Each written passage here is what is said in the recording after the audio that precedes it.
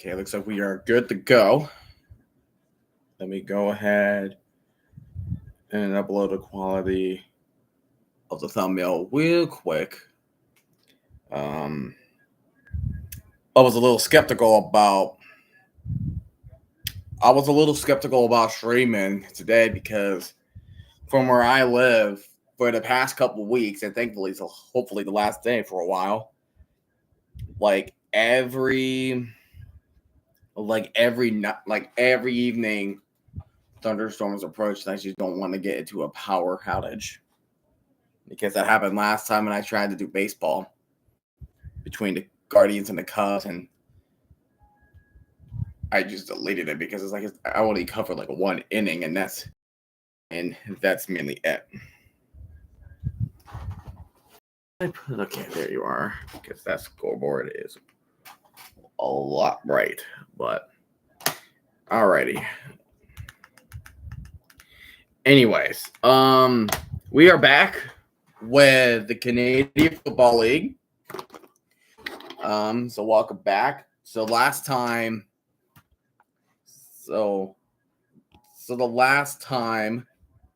that we saw the Canadian Football League, it was Calgary versus Winnipeg, and the Calgary just beat the Blue Bombers worse.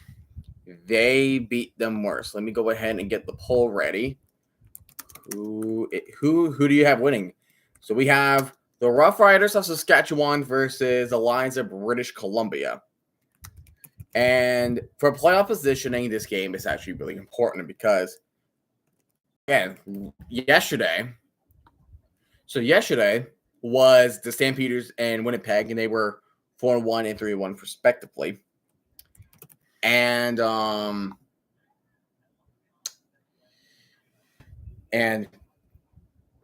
sorry, brain fart. And then pretty much they will go over Saskatchewan for a little bit because Saskatchewan is currently the team to beat alongside with Calgary. But Calgary is the actual team to beat because they did beat the Roughriders early on of the season. And so right now, Calgary sits at 5-1. Saskatchewan, as you can see on the board, you might barely see it because of the screen there. They are 4-1. Winnipeg, since they lost, they are now 3-2. Now both losses are to Calgary, so Calgary has a big advantage over Winnipeg. And their opponent tonight, the British Columbian Lions, they have a tough matchup in their hands. Since they are 3-3, and they can sneak behind Winnipeg, and they could just get the playoff spot just like that. And then, of course, there's Edmonton, which they are not doing too well, like the Red Blacks and the Argonauts. So that is that. So that is that for the time being. I covered the Lions before, and that was like the very first CFL game I did, and that was against the Elks. And the Lions just dominated. They dominated the Elks. And now the Lions has potential of trying to come to run away with an upset coming in tonight. Saskatchewan is on the roll. They're solid second place. Lions are in fourth. But because they're fourth, that means they're not out of the woods yet. However, because there's 4 teams that are really good in the West Division and only 2 teams that are really good in the So there are 4 teams that are only good in the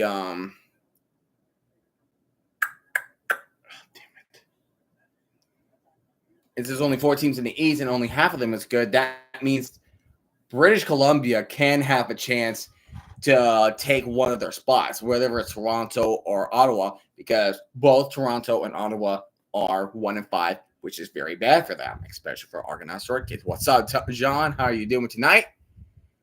WSG. What do you mean? WSG, bro? What do you mean WSG? I'm sorry. I'm kind of whack. I'm kind of out of whack right now.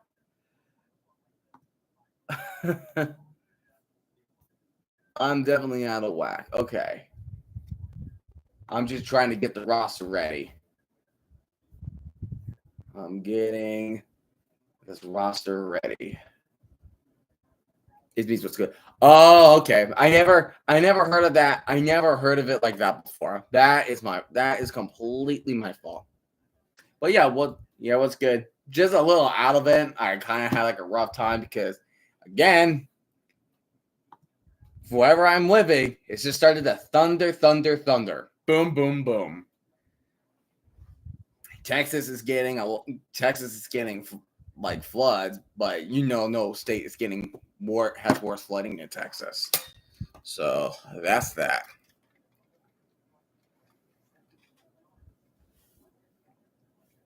Okay. But who do you have tonight? This is a good one. This is a crucial game. The Roughriders or the Lions. The Lions do have a fantastic stadium. That is a beautiful looking stadium. But 100 for sure. For sure. The only thing I know about the Lions was that you have the Lions. So you're looking for a potential upset. Okay. So you are looking for an upset tonight. I don't blame you. I mean, they have what it takes against Saskatchewan. But I only remember the Lions because they used to have Vernon Adams, who played well with Calgary yesterday.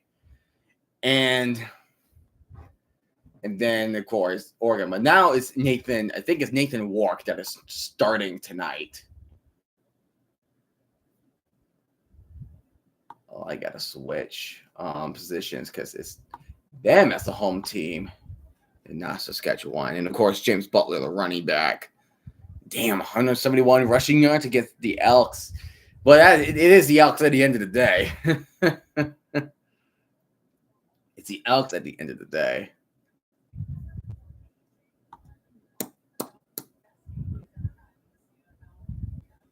Wait, John, confirm me on this. Are Curtis Wark and Nathan Wark brothers? Are they brothers? Are they related? Or I should say. Oh my gosh, that is amazing. But who's the starting quarterback? I don't think it's too good to be true that it's Curtis Wark. No. I think you said before, I think it's Trevor Harris that is starting tonight. And oh wow, and even according to FanDuel, they saying the Lions are favored by 2.5.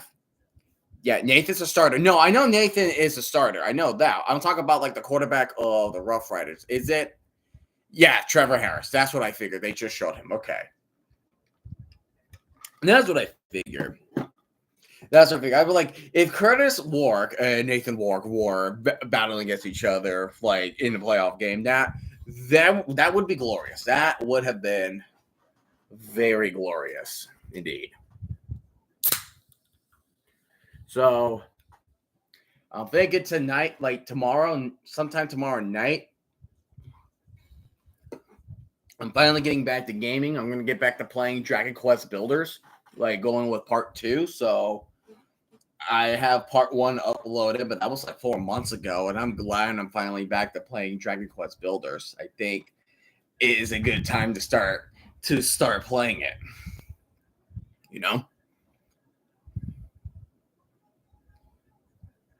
And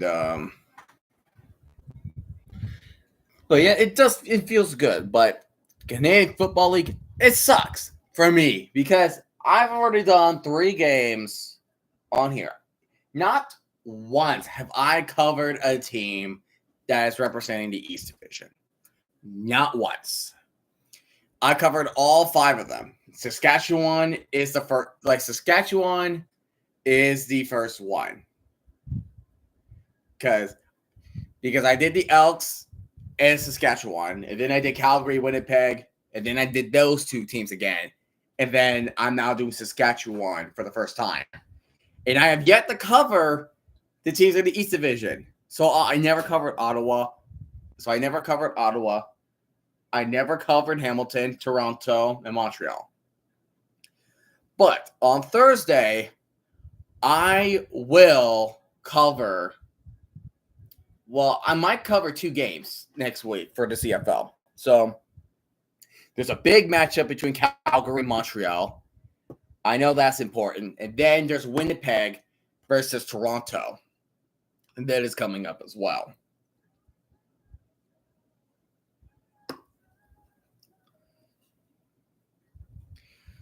That's all I know. That's all I know that is coming up soon. And that is what I am going to take. And that is what I'm going to go with. And I'm just looking at the receiving core. Let's see. Don't really know a lot. Not familiar a lot with those names. I know Jeremiah Masoli. He wasn't as good as he's not good on the lineup. He was a former Oregon quarterback. I know James Butler, I'm hearing he's really good. Good old 30 years young.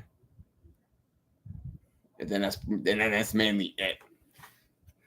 Because the only place I'm not familiar with is Calgary and Winnipeg because I covered both games. In question, he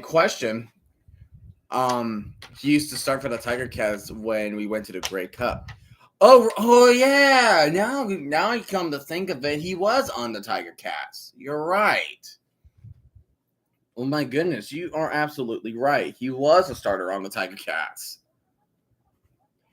And that's mainly it. I was watching Secret Base. I finally started watching the history of the Minnesota Vikings.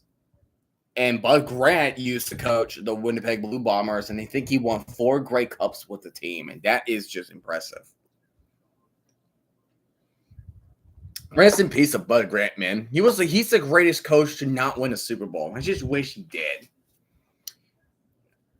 I just wish he did. Especially from the fact that he was a coach that just does not yell. But the previous coach before Bud Grant, Norm Van Brocklin, dear goodness, he's not good of a coach. He was just a straight up douche. That's it. He was just a straight up douchebag. Not good. But man, Vancouver does look beautiful. This stadium does look great too.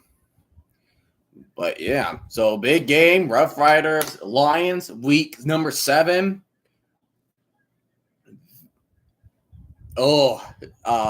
There's one area that is very, very bright on the field. Just be prepared to get blinded by the sun. It looks like, and it looks like Vancouver might be the ones that will get the ball first. So we are going to see how can the offense produce for the Lions. Buck Pierce, this is his first season in the CFL, so going places. Corey Mace 2-0, 4-1 this season. When I'm older, I'm going to try to make an effort to attend more CFL games, especially in cities other than Hamilton. Yeah, Toronto. There you go. You want to risk yourself and go to Toronto with Hamilton gear? And the returner is tackled at the 33, and here comes Nathan Wark of the British Columbia Lions. 7 touchdowns, 3 interceptions. He has a 3-and-run record and 1,270 yards.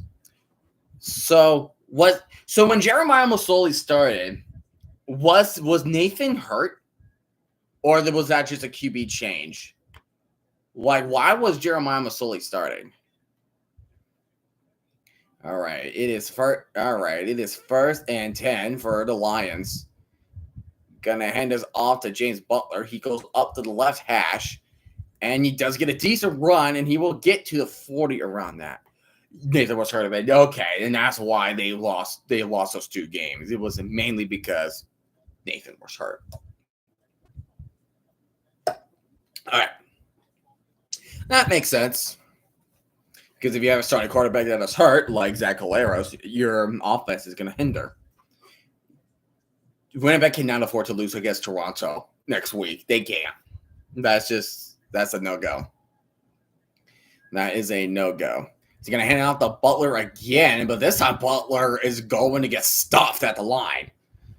And that will be a quick 2-and-out for Saskatchewan.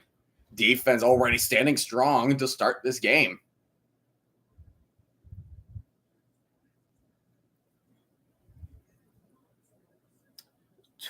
All right. What, besides Trevor Harris, who is the player I should keep an eye on for Saskatchewan? I know James Butler, Nathan Wark, they are players to keep an eye on. Punt is now underway. Oh, the sun is hard to decipher the numbers, but thankfully the camera gets used to it, and Saskatchewan will take it to the 30. On AJ Ouellette. He's a running back. Okay, thank you. And Trevor Harris also a 3-and-1 record, 6 touchdowns, 3 interceptions, almost identical numbers as what Nathan Wark has gone through.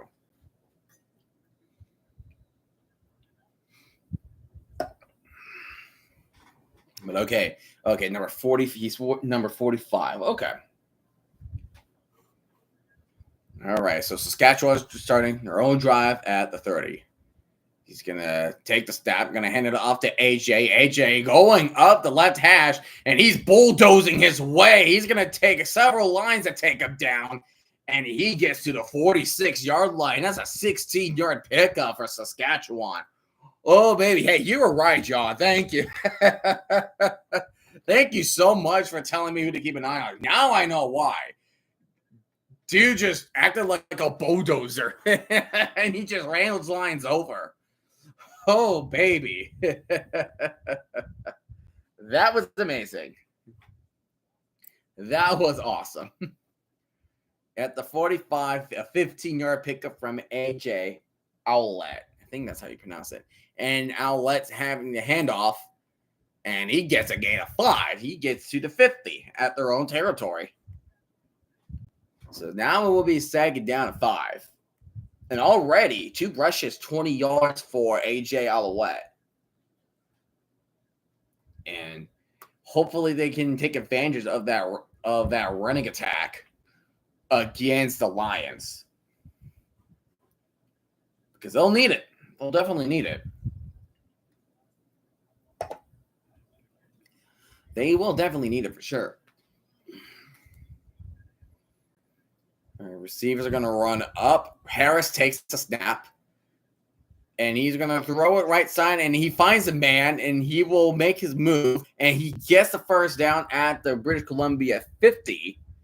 And that is Dante Myers with the catch and run with a 10-yard gain, which is enough for the first down.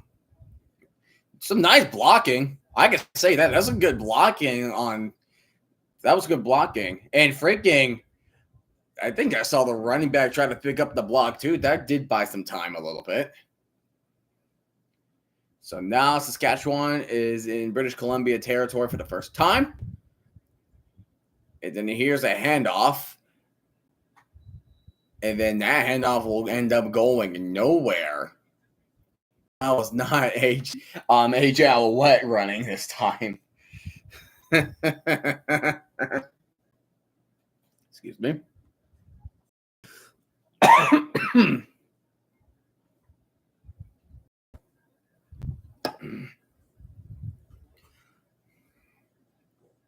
So now they're still facing second and 10.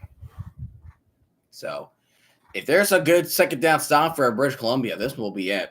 That will be it. Harris dropping back. He's going to go deep left side field. He has a man open, and he's got him, and he's trying to be his man, and that is a touchdown for the Roughriders, and that is Dante Myers again. With the catch and run, he torched those two lines like you were roasting a marshmallow off a campfire. Oh, my goodness. What a run. He just torched that secondary.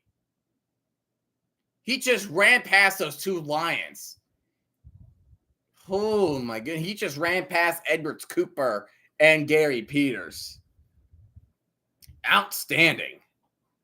50 yards for Saskatchewan, and that is how they will strike first.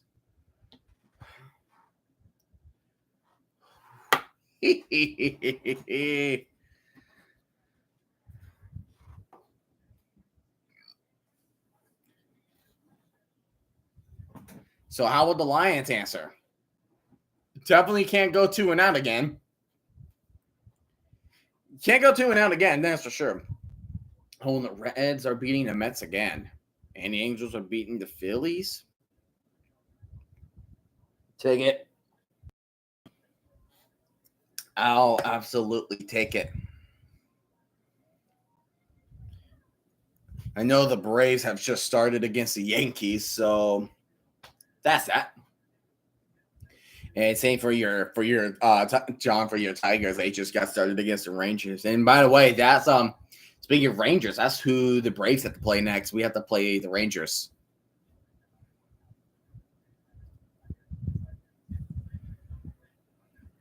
So, well, yeah, Dante Myers just torching. If you have the speed, dude, you can just if you just have the speed, you can just take advantage of those one-on-one coverages. If you already have a corner that not only passed a receiver that ran past your corner, but you also ran past your safety, you're done. Sunday Night Baseball, Rangers, Tigers. There you go. There you go. There you go. Yeah, next weekend is Braves and Rangers. I don't know who do the Tigers have next? Who do they have next after the Rangers? But yeah, he was like one of the motion receivers.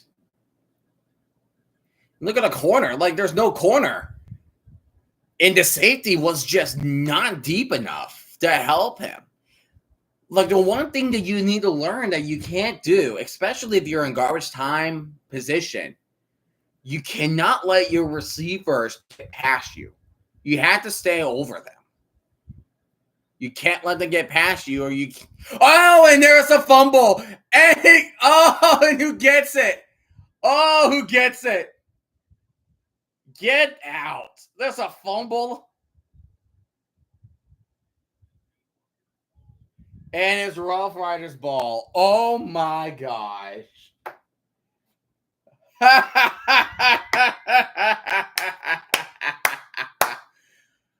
Oh, brother. Just slipped out of his hands. He didn't even peanut punch it. It's just slipped out of his hands. It just popped right out of his arms.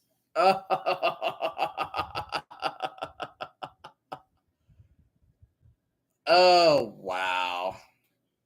Lions, I'm sorry. I'm sorry. That was terrible. So now the Roughriders get the ball back at the Lions 39.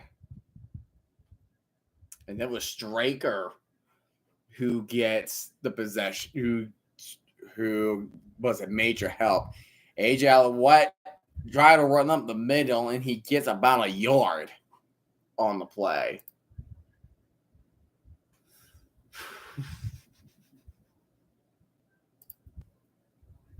And second down, and you play the Pirates, a.k.a. one-man show. One-man show.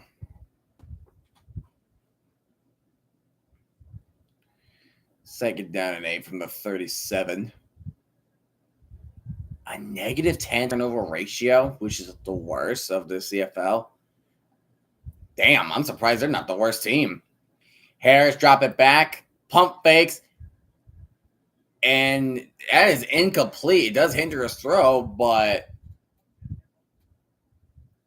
they're wondering if that's a fumble or not. Thinking that it's going to be a Saskatchewan. So let's see. Did his arm ever go forward? That's the question. Was the arm going forward?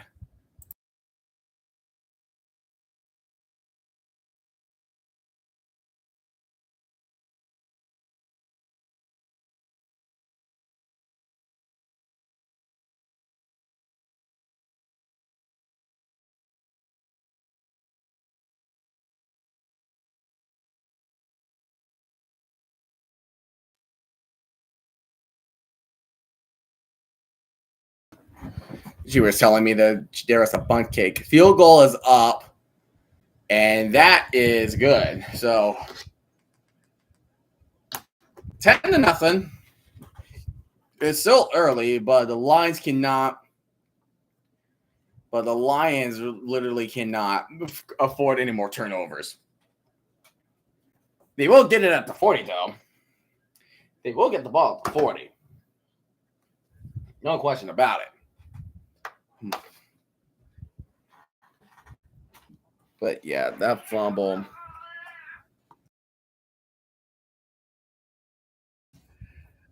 Every time my mom goes to the door, the cat, always thinking that she has treats for him. In that case, she doesn't. So she had to go to the kitchen, and then she had to come back in and give him treats.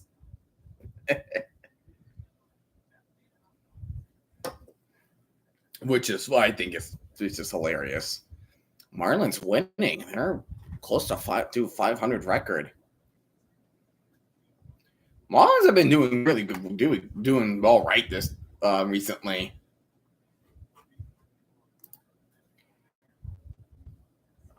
Who do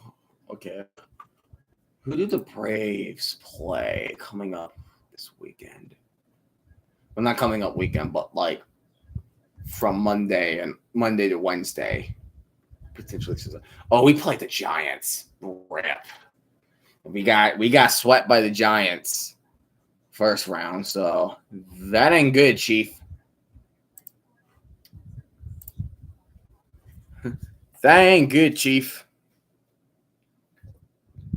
The Giants, I heard they just lost to the Blue Jays again. Kind of struggling. John, I know you know it's a random guy. I think he's wrong. It's like whatever. It's like when it matters the most, they lose. But especially like if it's like to the worst teams, like the freaking Rockies. Like I can totally see why. Nathan Warwick, what can you do? What are you going to do? You're on your own 40. What are you going to do? 6 points in the first quarter. So the Lions are clearly not a first quarter team. Good. Awesome to know. Play action. There you go. And that's a first down to the 51. There you go. That's how you do it. Can't tell what player you are because according to the roster I'm on, there's no number for you. Come on now. But okay.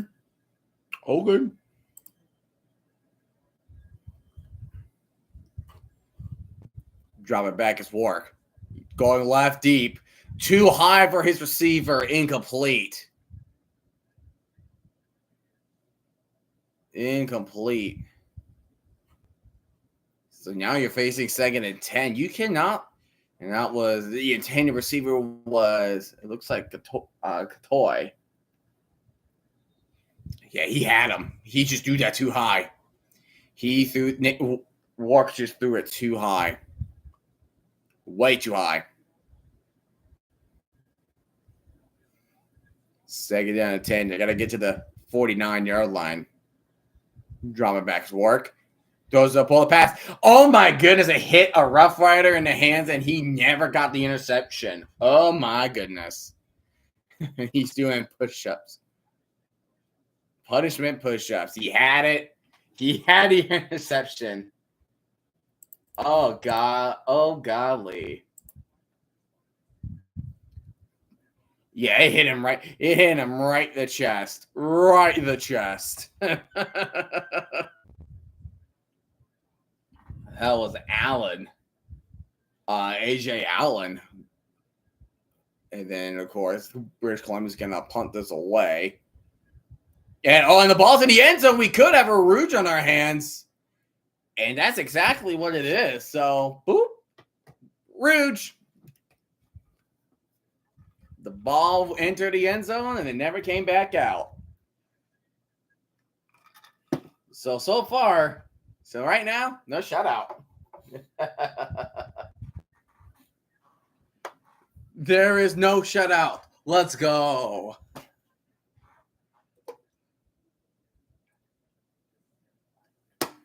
The CFL Rougers are for life. They're amazing. That is what makes CFL fantastic. You can literally win off a Rouge if you want to.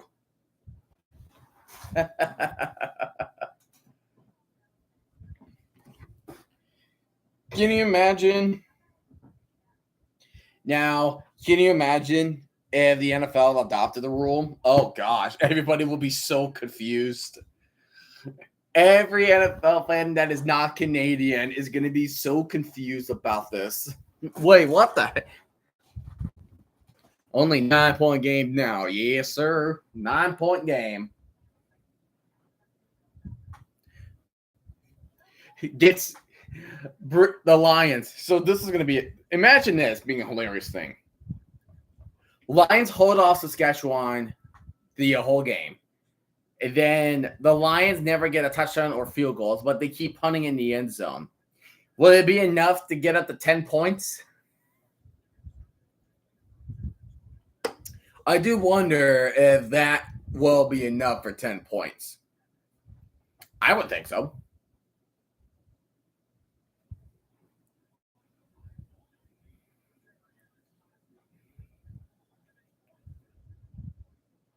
$425 yards for only one touchdown. Damn.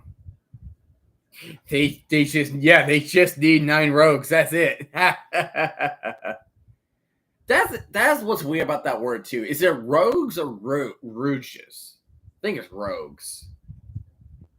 I think rogues. But here comes Trevor Harris. And they started at the 40, but British Columbia has 1 point. Heading off to AJ Alouette, and he gets 2 on the pickup. So 2nd and 8 they were looking at.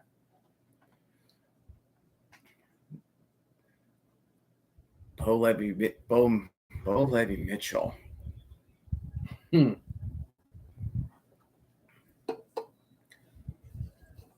Whoa. 8 400-yard games. Damn.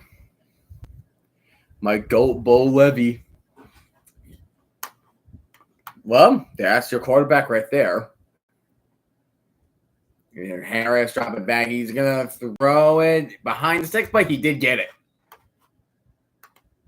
He did get that. That was Del Duncan Busby with the catch and run, running for the first down.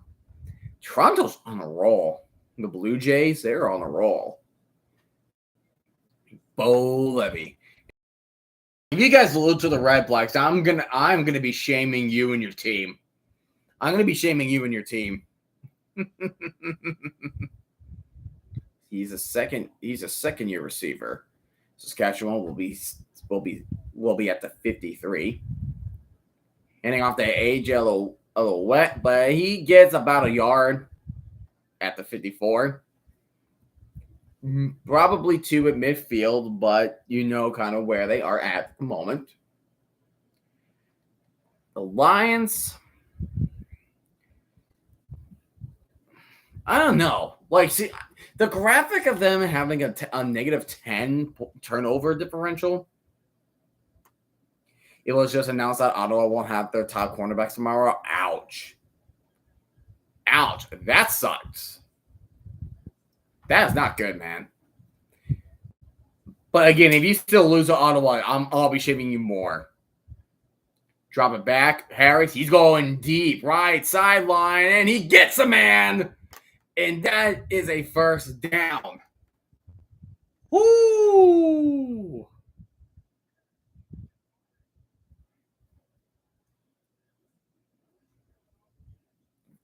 What a catch. What a catch. And he's just quick, and he almost got clobbered. He got clobbered right after he threw it because there was no one blocking that. And a great adjustment to his body. And that was Joe Robustely. Joe Robustely. Yeah. From the 26. Harris drop it back. And he's going to throw a bullet in the middle. And it looks like he might. And he gets Duncan again. He's dinking. He dunking.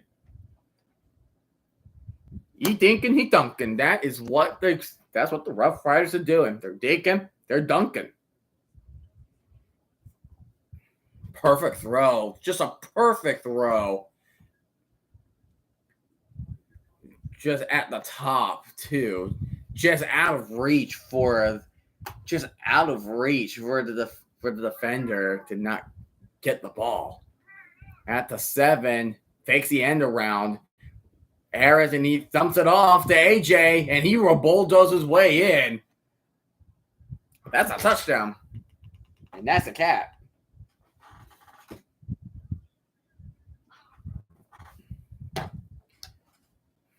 That is a touchdown.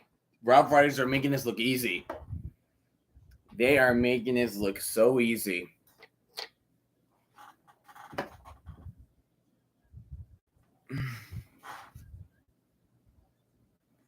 So, yeah, it's a problem. So, one of the defensive players, he was running with Harris, but he kind of like dipped down just enough to see AJ open. So it's like you had to keep level, like trying to find a way to force him to run. But 2 touchdown passes already for Trevor Harris.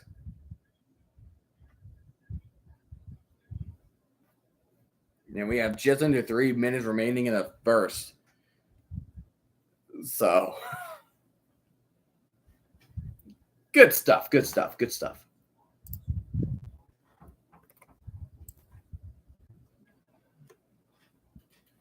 Kitty wants out. Of course he wants out.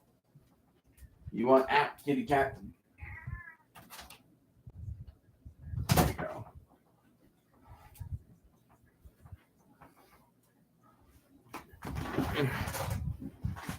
All right.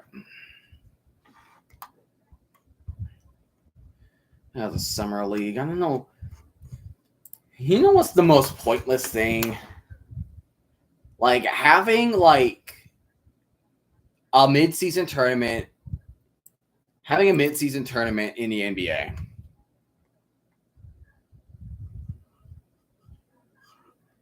Wait, Robustely's grandpa's the NFL Hall of Famer? Really? Hold on. Joe Robustely. Let's see.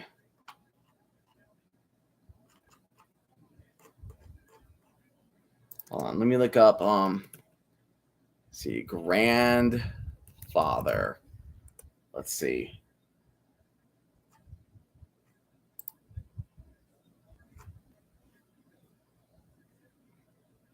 Oh, he's a Andy Robustly.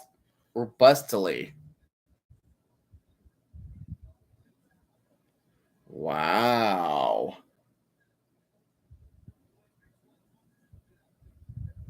Andy Robustly. Hold on. I'm looking up his stats. What? Who? Andy Robustly. And he passed away in 2011. Whoa. He played for the Rams from 1951. An a decent return from British Columbia. He will get knocked out to 53, but there is a flag on the play. He played defensive end on the Rams from 51 to 55, and then he played the Giants from 56 to 64. He never recorded a sack until 1960, and he got 52 and a half sacks total.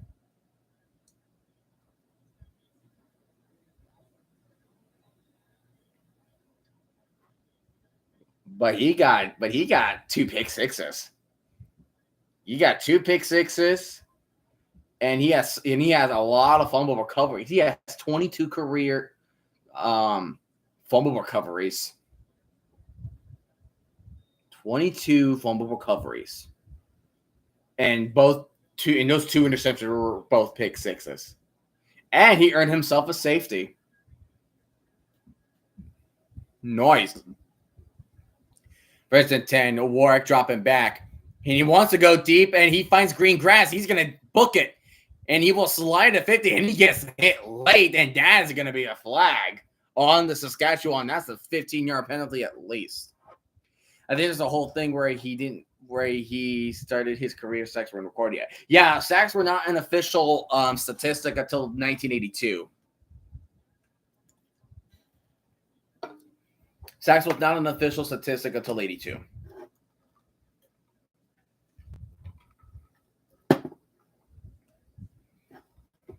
He hits him when he slides.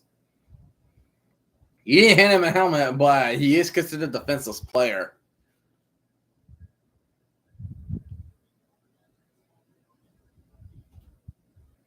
So now British Columbia is at midfield. Play action. And he will throw left side, and he does get his man, and that is Katoy again. Siobhan Katoy. This time it wasn't too high. This time. He got the 2 feet. 74 receiving yards, 1 touchdown last week against Edmonton.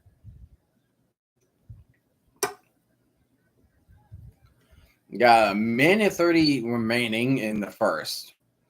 2nd and 2. We're going to hand off to Butler, and Butler gets the first down, and he still keep pushing, and he gets to Saskatchewan's 40-yard line. And we might have 3 more plays to go. It's top of the second, and Yankees are not winning. They are tied at 0. First quarter point differential. Oh my goodness, -41. That is worse than the Argonauts. Holy. -41 point differential in the first quarter. How? That's absurd. Warwick dropping back. He's going to go deep. He might go for the end zone. And incomplete. It will just land out of bounds. And it looked like he was held up too, but there will be no penalty flag there.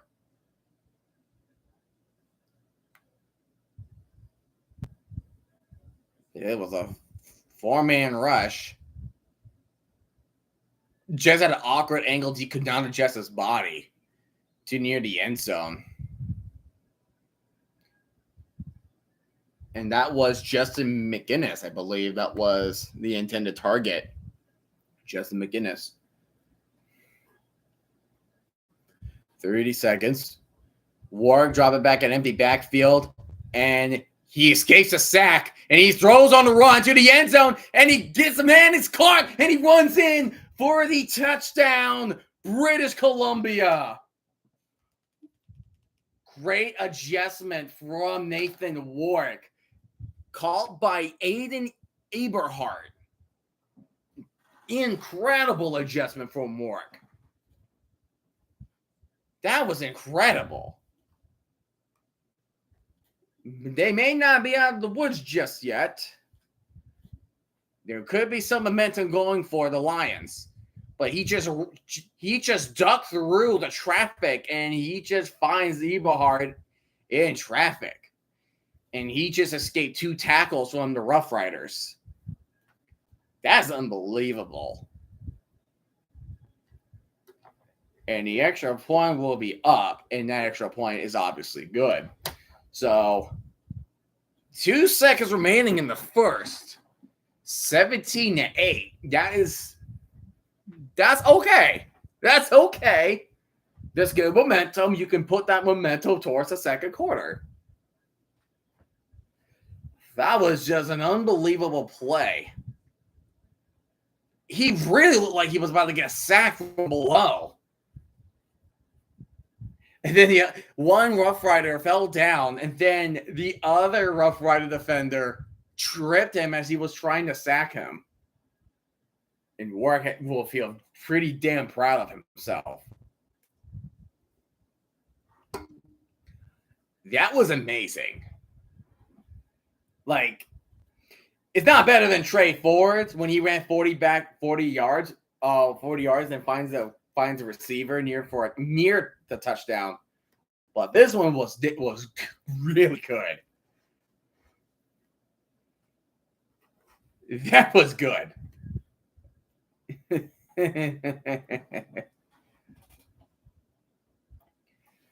So Saskatchewan will start the second quarter with the ball. But we just gotta get the kickoff over with first. And there's the kickoff on the way. Taking it from inside the 20. And they'll be down back right at the 40. So, alrighty. We have reached the end of the first quarter with Saskatchewan leading the game 17-8. But the Lions had the most recent answer, but now it's up to their defense to make the stop.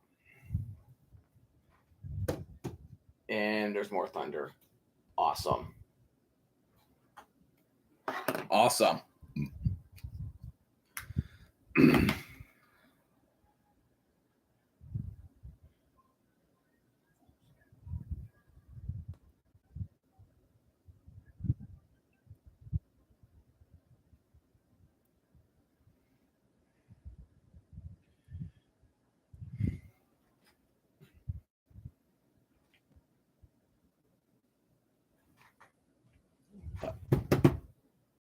Football in the snow is that I don't know why I'm thinking this, but football in the snow it's a mood. It's a mood for sure. It's a mood for sure. I did when I went to Baltimore for Ravens and the Jets. Like it wasn't snowing, but we just know that it was really warm. Like not really warm. It was really cold. Like my grandfather, my uncle, and I, we had to layer up and getting hand warmers. Oh my! Florida's offensive lineman just got arrested for felony gun possession charge. Oh my! You cannot do that. You cannot do that, my friend. That is no good. No good.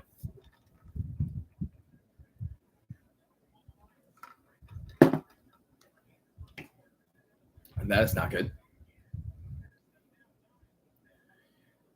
Dames. Yeah, look at that. Just not the offense not really clicking from British Columbia, but that touchdown will set up that momentum. They just got to keep Saskatchewan at bay. They got to stop Trevor Harris, because Trevor Harris is like quickly releasing the ball, so the Lions cannot get a chance to sack the quarterback. They got to get to him fast. They got to tighten up their man-to-man coverage, because they cannot allow receivers like Dante Myers get open like that, or just let him pass you like that. And the Mets officially beat the Mets. Yes, the Reds beat the Mets. Love it. Saskatchewan will start at their 40. Drop it back, Harris. Oh, that. Keyshawn Johnson. in case you get it confused with Jets and Cowboys wide receiver Keyshawn Johnson.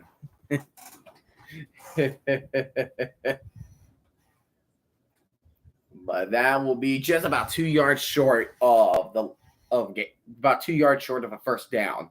And the Texans just got 3 runs on the Tigers. Oops. Dang, good. And Saskatchewan has won 12 of the last 18 against British Columbia.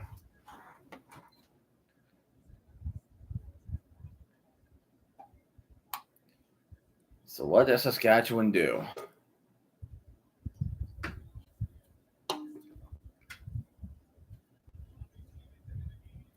Second and 2, they might sneak it in, which they do, and they do get the first down at the 51. So the drive extends for the Roughriders. That's an interesting thing. It's like they have to be a yard apart. Because it's like, because the fact that you're 1 yard apart, like you can definitely get an extra yard by doing so. You can get an extra yard or so by doing so. That was Tommy Stevens with a sneak, I believe.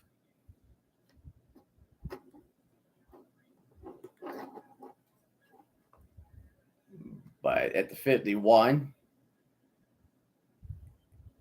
the handoff on the ground, and only gets 2 yards on play. And that was Kadeem Carey with the carry. So now Roughriders are coming up with 2nd and 8.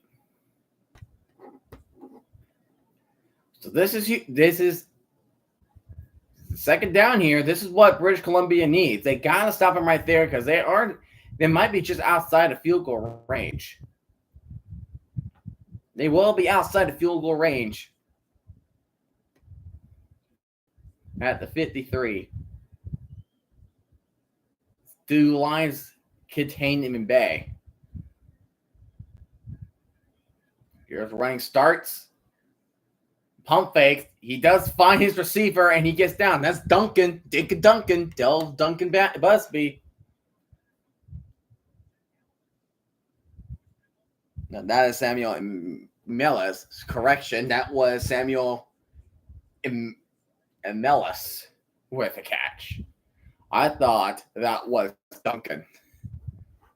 18-19. They do looks familiar. That's like one of the only times that like you could get confused with like calling the wrong player. It's like they have like similar numbers like 88, 86, or just other numbers like 22, 23. Harris drop it back, throws a little flat on the right, and that is Keyshawn Johnson again, and that will bring up another second down for the Roughriders. 2,000 yards. Whew. And he's looking for a third one. He's looking for a third receiver. I wish the green pops out more, if I'm being completely honest with you guys. I wish the green will come out. Drop it back. Harris, he's going deep left side field. Does he get burned again? No, double coverage. And there it is. That is intercepted. For the British Columbia Lions. So each team now has a turnover. And that was intercepted by Kent Jr. Ronald Kent, I believe that's the receiver, the corner that intercepts it. And that was Ronald Kent. So this right there is a good turning point for the Lions. They just got to keep the momentum going because they just got a long touchdown. And now they just got an interception. So now their turnover differential is -9. Well, it's -9, I believe. So now the Lions have the ball back. They got to score, force a one-possession game. Any score in particular will be a one-possession game, whether it's a field goal or a touchdown. They just got to get something out of it so they can actually say, okay, we're still in this. We were down 17-1. We can do this. The Lions can do this. And Nathan Ward can do that, I believe. Because what that throw to Eberhard was incredible. Do something more of it. Take advantage.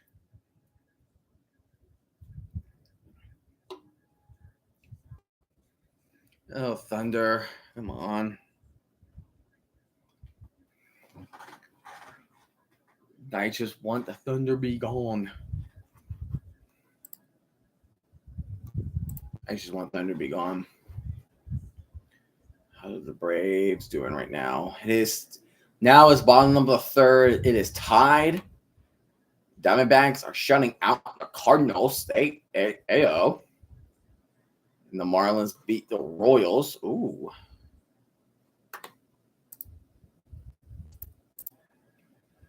But yeah, Ken Jr. Ronald Ken Jr. with the interception. What's up? What's up, man? British Columbia just got an interception. So there you go. There's still a little game here between the Lions and the Roughriders. First big mistake for Saskatchewan tonight. You're just throwing that the double coverage. You're just asking for disaster by throwing the double coverage. Wark handing it off and just nowhere to go. Nowhere to go. That will be forward progress at the 4. So that will be a loss of 1 on the play.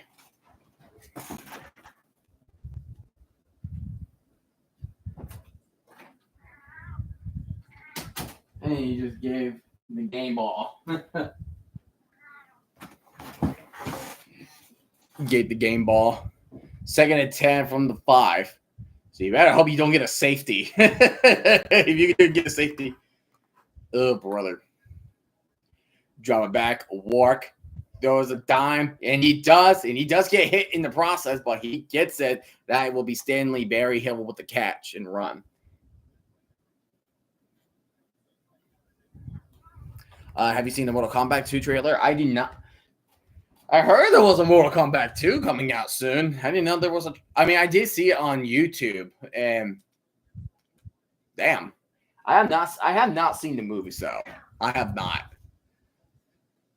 To be completely honest, they were kind of like I always think of the games. I did not think of them as like movies, so they're just like an afterthought in my head.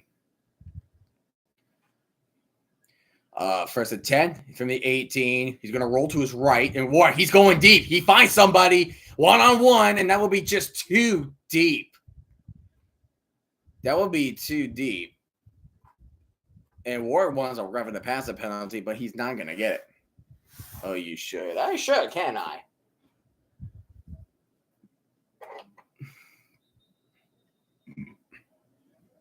Sorry to make this quick. Hey, as long as you showed up, that's all that matters, man. As long as you're able to show up, that's all that matters. He thought he found someone deep, but he just couldn't.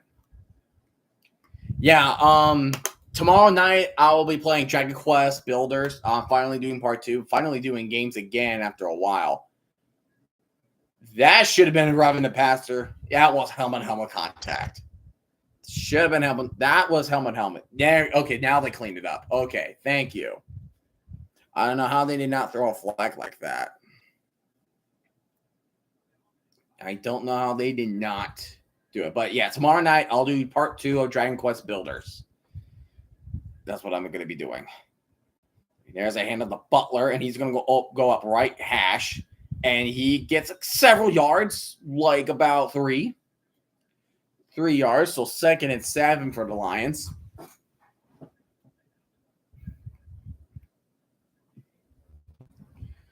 James Butler has been 207 total yards. Oh my goodness, he just carried a lot of Elks with him.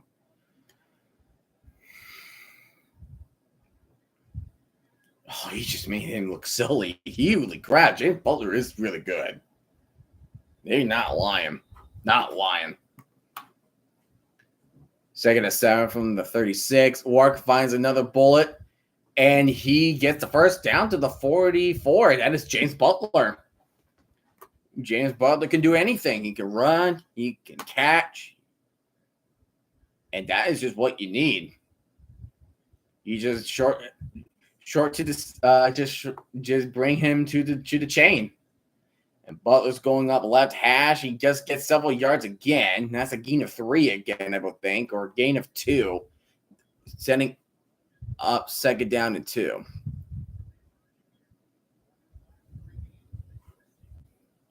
For 335 yards. For the past 3 games for James Butler.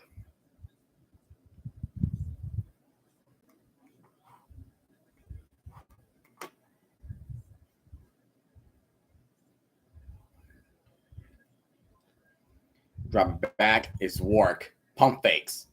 And he throws it deep on the right side. And there was nobody there. Was it a miscommunication or whatever that was? He threw that to nobody. Now you're at 3rd and 6 on your 48. You may need to punt this. Was it a miscommunication? Did he thought he was going to go somewhere? He just overthrew McGinnis. That's what happened. He just overthrew him. That's the 2nd time that Wark overthrew his receiver. That is not a good sign. Punt will be away. And he's going to take it. And then he gets past the 20. And gets tackled at the 30, so that will be Saskatchewan's ball back. They're going to try to extend the lead now. So the Lions defense still needs to. There's still a lot of work to do on the defense for British Columbia. 6:37 remaining. I would think both teams will have the ball back at least one more time before we get to halftime. But they didn't get nothing out of it. They did not take any advantage from the turnover. Nathan Warwick tonight has having a little problem with the ball placement. Like that's twice now that he saw the receiver just open and he just overthrew him. That is definitely not good for Warwick tonight. That was not good on his behalf.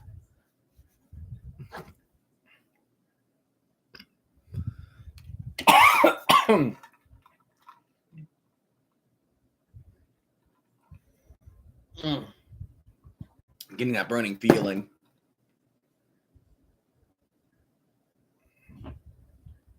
Oh, that was a burning feeling. Okay. I think I'm okay. But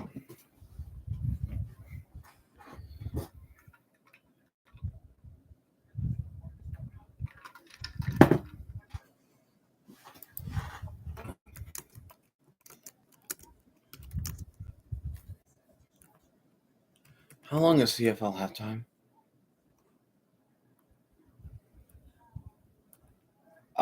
The CFL is 20 minutes.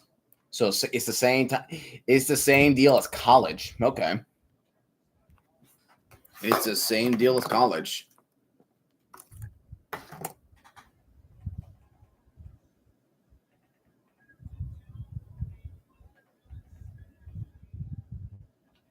Let's see.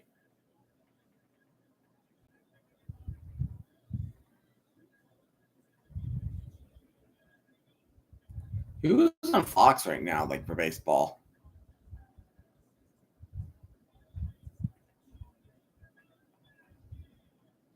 No, it's Red Sox and Cubs. Okay. Maybe we can watch that a little bit. Watch some Red Sox Chicago during halftime.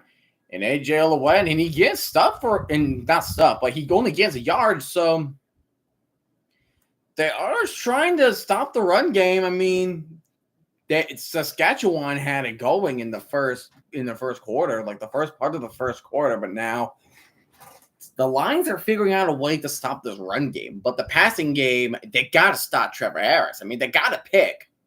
But that's not going to be enough for you to make the game one possession again.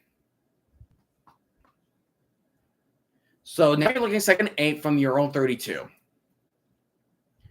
Drop it back, Harris. And he's going deep once again, and he finds a man open. Oh, and that is Samuel McEmelius past the 15, and he gets tripped up at the 11. Oh, my goodness. Samuel Emelius.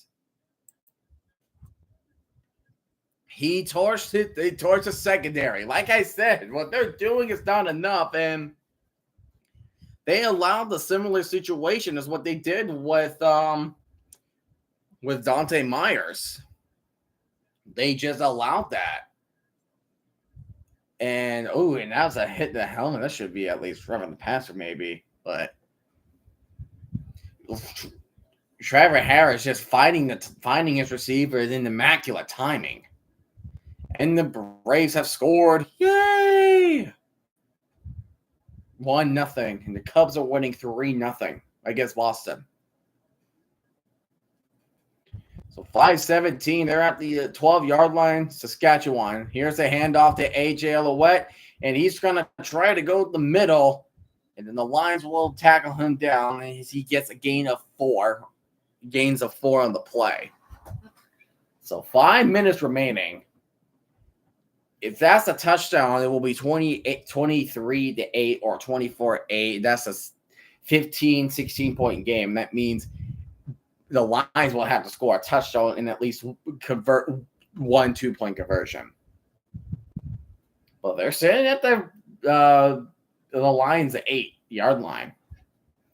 And keep an eye on Sam Emulus. They will get a jump start. Drop it back. Harris looking. He finds the player over the top, but he will overthrow his receiver and incomplete. And that was Joe Robustely, the intended target. So now it's 3rd down. So the Roughriders will get a field goal out of this, at least.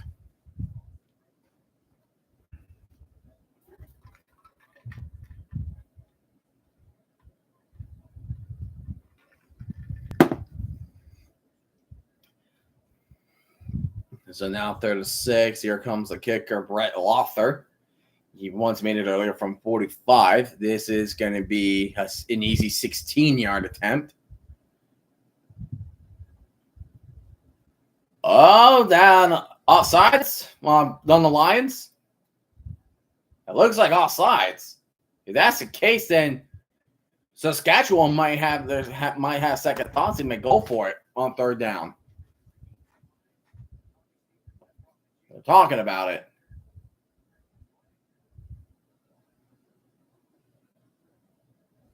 They're talking about it.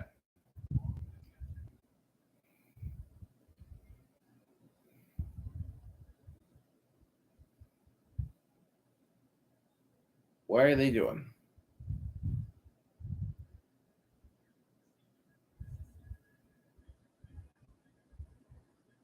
It's going to be illegal. That's going to be on Saskatchewan. So just push them back further.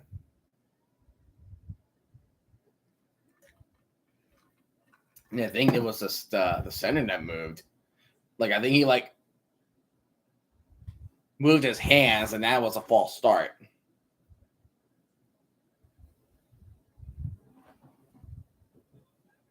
So 4 minutes. So now it's a 21-yard field goal attempt, which again, chip shot. And the kick is up, and it's obviously good. Okay, so not the end of the world.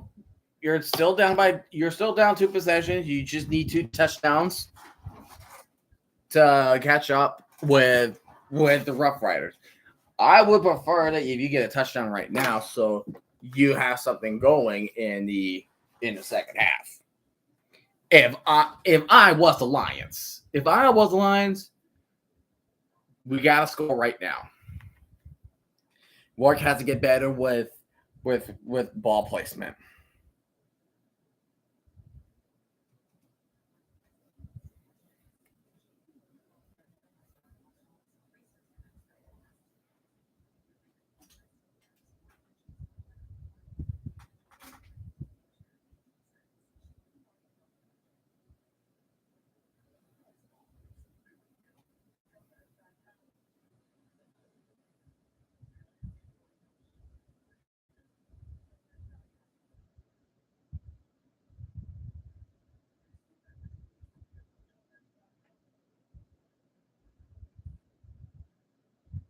Okay.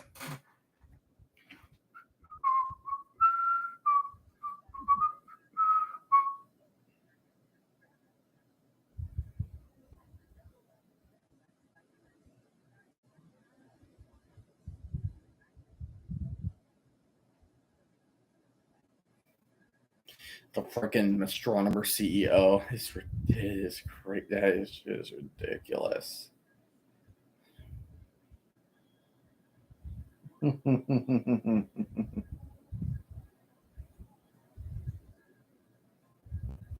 Next week is Shark Week, baby. I'm excited with that.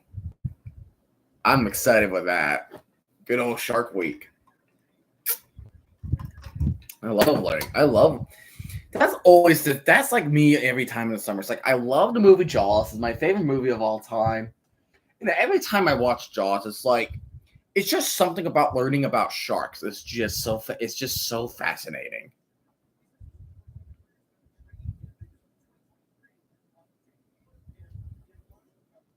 It's so fascinating. They're just beautiful yet misunderstood creatures. They're not meant to be in captivity. Warwick dropping back, sidestepping, and he finds his receiver. That's Benny Hill with the stiff arm, and he'll get tossed and turned to the 46-yard line. And Saskatchewan is in crucial British Columbia is in the crucial second down. Guion Hatcher.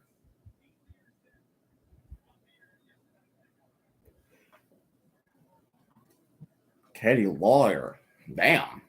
He's projected 2,000 yards. No NFL receiver has 2,000 yards. And of course, there's Eugene Lewis.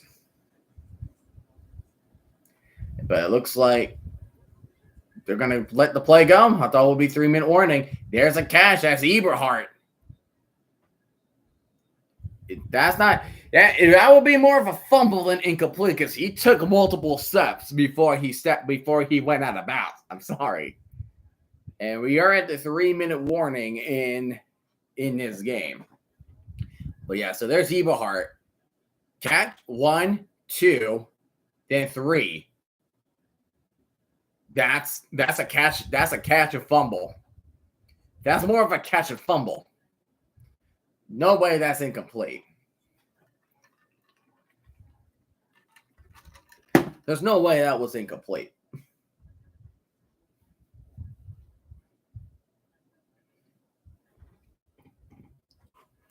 There was just no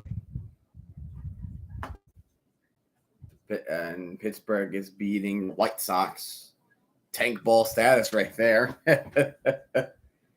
Baltimore is beating Tampa Bay 2-0.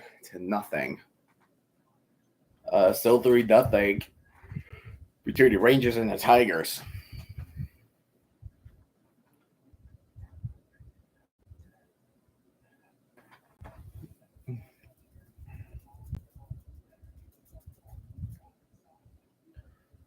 Mm-hmm.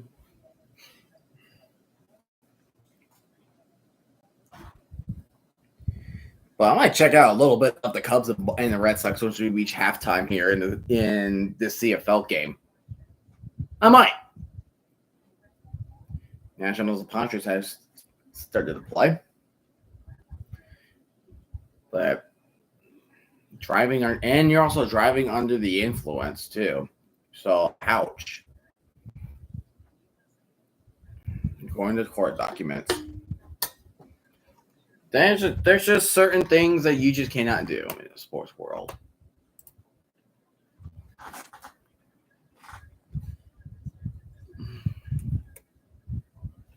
And that is committing felony charges.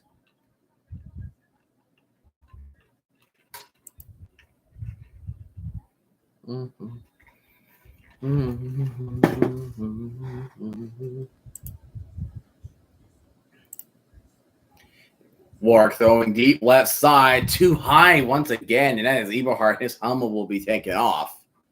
And now they're facing second down at 10 from the 53.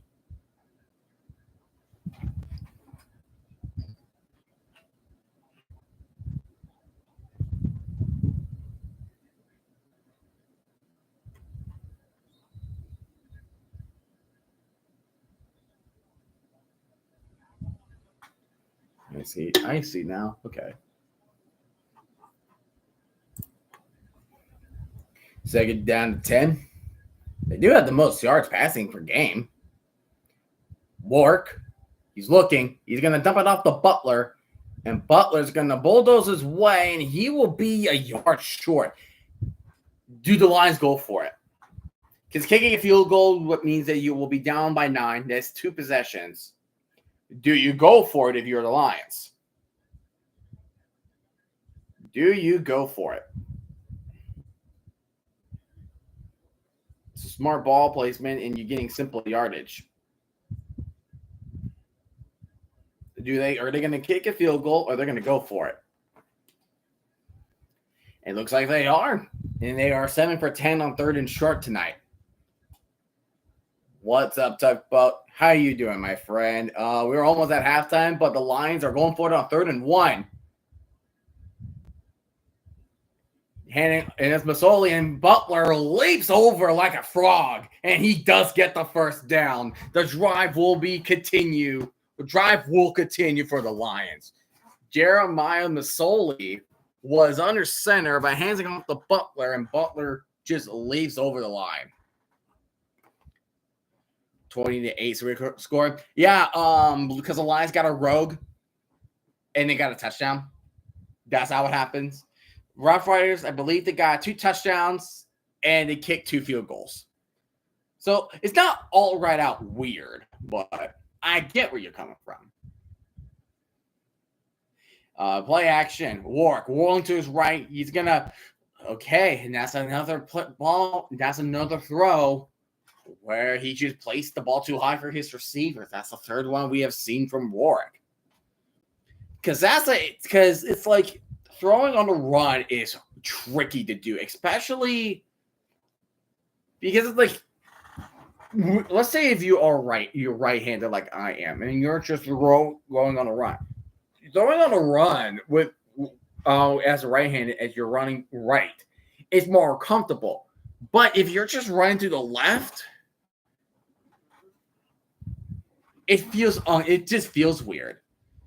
2nd 10, Warwick finds a pass that is to believe that is Eberhardt, and it is, but it's 3rd down. Now it's 31-2. That is kind of a weird score, 31-2. That means you have 4 touchdowns, a field goal, and you score a safety. 3rd and 3. It's another 3rd and short situation. You're at the 35, so you'll be kicking a 43-yard field goal. It's a 43-yard attempt, so you might as well take your points. Try to close the gap. Besides, it's a risky situation. If it was 3rd and 1, then go for it. But because of the fact that it's kind of 3 yards is a lot.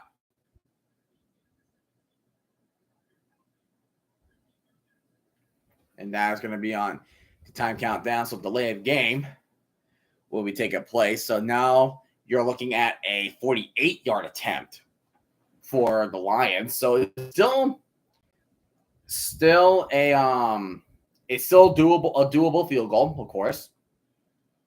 It's just a lot of room to go with.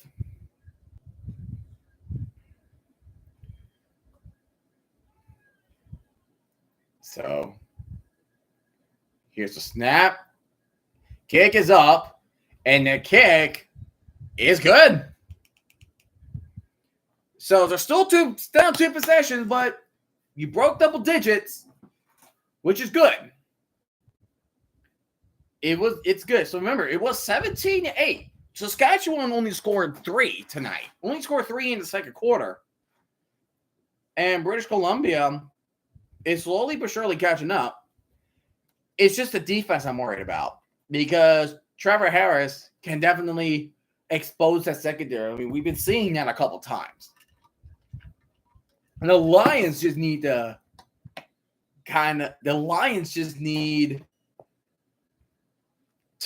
up their defense.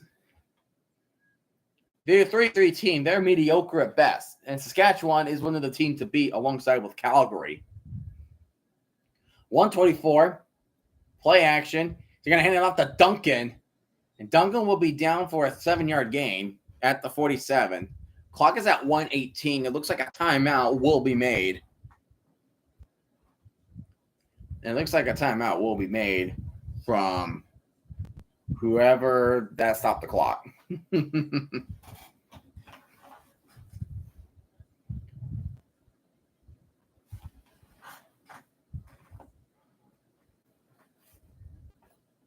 Okay, the clock is winding down. Harris throws to his right, and good jump ball. And that was Keyshawn Johnson with the catch for the first down. And they are now entering Lion territory with 1:02 remaining.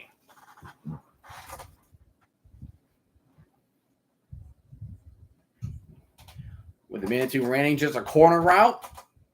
And just throw it back, shoulder, and then that's how you make those catches. So first and 10 from the 53. And Harris has nowhere to go, and that is incomplete. Good coverage from the Lions and good pressure. There's a flag on the field. That could be roughing the passer on the Lions. That could be roughing the passer.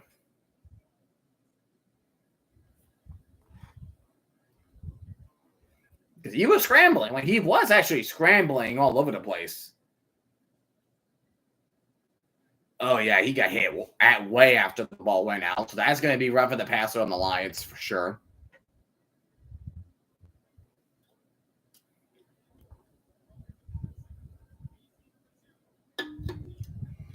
They're saying BC. There's one thing I do like about what the Canadian Football League does that in the NFL or like just American football in general. They don't say defense or offense. They actually say the city name. So like roughing the passer, BC, holding Saskatchewan. I do love that. I wish it's like if it's like new, like for new people that are trying to learn football, I feel like saying the city name would be easier than just saying offense or defense. Because sometimes they don't know who's on offense and who's on defense at times. So I think it's like for the viewing experience or someone that has really wanted to learn about football, I feel like saying the city name for penalty instead of offense and defense, I think it's better. I really think that's better. Now they're at the 37-yard line, and you're about to hit 30 seconds of the game. They got to stop them right here. Make them have a long field goal. They're going to run this, and there's AJ Awalette, and he will be stopped at the 33. So you're looking at a 41-yard field goal attempt. You're looking at a 41-yard field goal attempt. So it's not a gimme, but mainly they can make this. Oh my bad! I meant to be a possession for Saskatchewan and not British Columbia. 5, 4, 3, 2.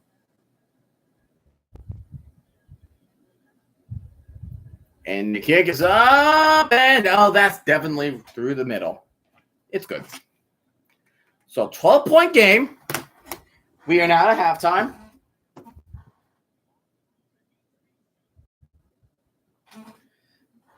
So we are now at halftime. Only 12-point game, and I think the thing is the Roughriders that get the ball in the second half, I think. But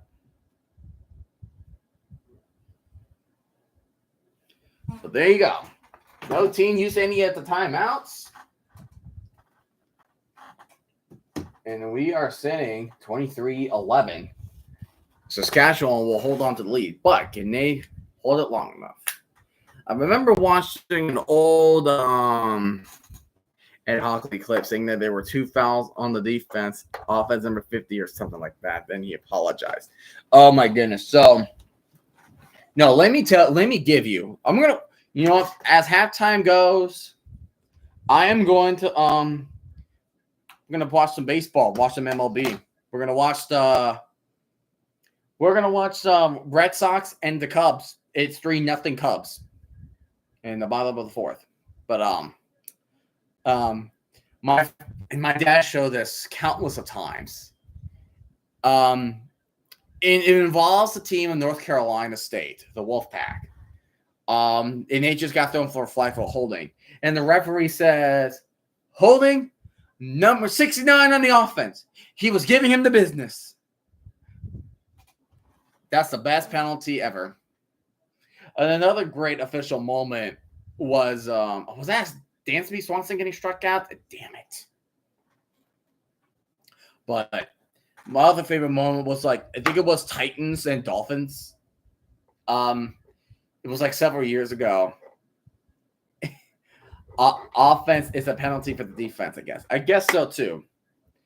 And the referee was like, hey, and then the whole crowd echoed the same thing back to him, and I thought that was hilarious. I thought that was pretty funny.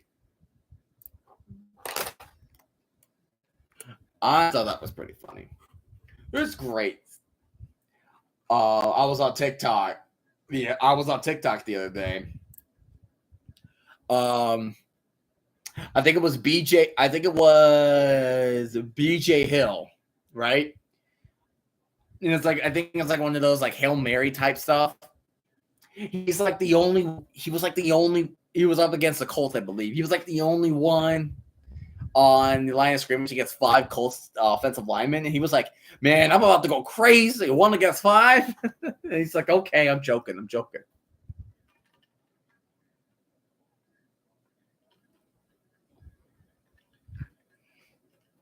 That is a penalty for offense on the defense.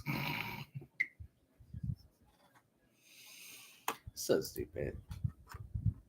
I can't believe college football is getting close. It's getting closer as we speak, and I think it's definitely safe to say that I am pretty excited about.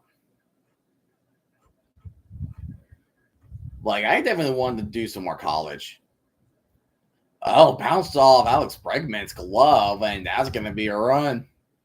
Well, that's going to be a single. Even though he's playing on week 0 for the first time, against Idaho State.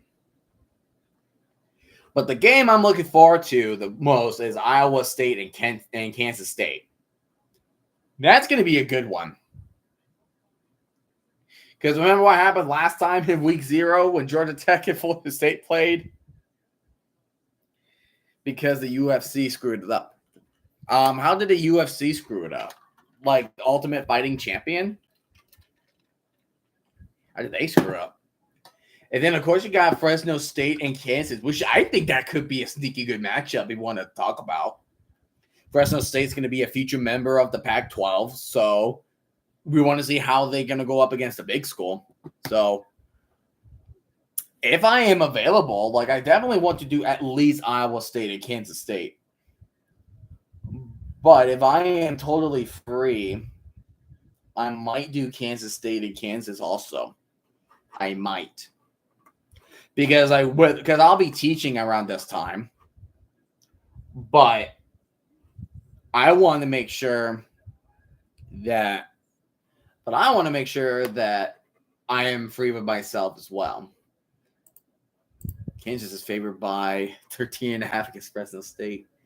And we have another important conference matchup between Sam Houston and Western Kentucky.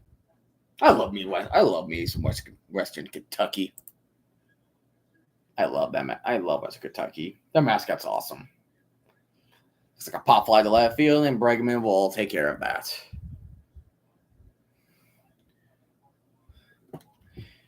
I don't know if you saw that between the Yankees and the Braves last night. Did you see Ronald Acuna's throw? That's like the best baseball throw you will probably see in your life. The UNLV State game was supposed to be on Saturday, September 13th, but the UFC scheduled a fight at the stadium on the same day, and stupidly, UNLV was the one getting punished when the UFC should have. So I am still upset about that. Yeah, that was kind of scummy. That's a little scummy. So now I'm wondering, like with your case, who do you guys let me go Mountain West. Who do you guys play on week 13 instead? Or you guys have a bye week? Oh, you guys have the bye week. Ouch. That is a definite ouch. Right there.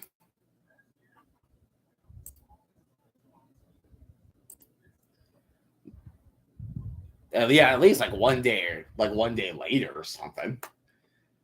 Come on now. That's not cool, bro. Not cool.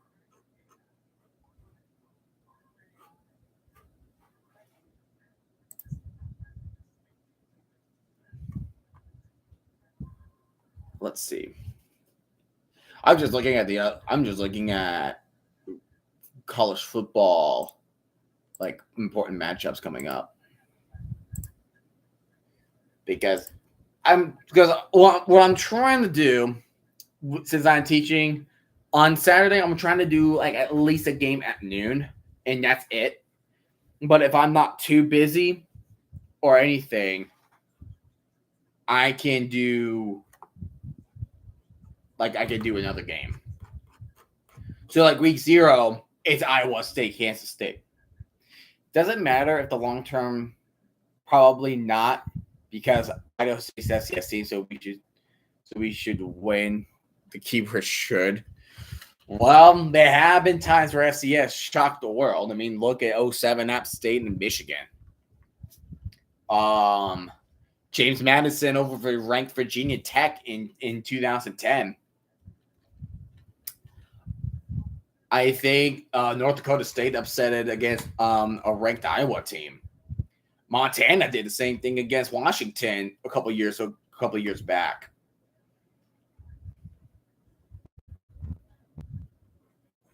Like,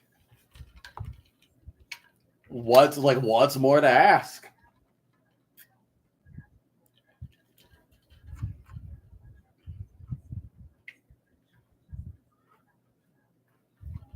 Let's see, then Saturday, Oregon playing Saturday? Oregon playing on a Friday? No, we're playing on Saturday. Okay. Holden meeting in Indiana at 2:30. Oh, Eastern Washington. Eastern Washington's nice. They got the nice cool red field. That's a good one. That is definitely good. Just checking. Let's see here. Definitely everybody's going to have their eyes on Texas versus Ohio State. That's going to be a marquee matchup on week 1. The Inferno is what they call them. I like that name. I do like that name. The Inferno? Shoot. Syracuse, Tennessee could be interesting. Well, I'm dying to know. It's like after what we saw from last year, who is ranked, who's going to be coming in ranked. Definitely Texas and Ohio State going to be ranked. I think they're going to be top 10 at least for both teams, especially for Ohio State. I am wondering, where's Oregon going to be? And where's UNLV for sure? It's like, where's my favorite team and who is the team in the group of 5 conferences is ranked or at least closest to the top 25.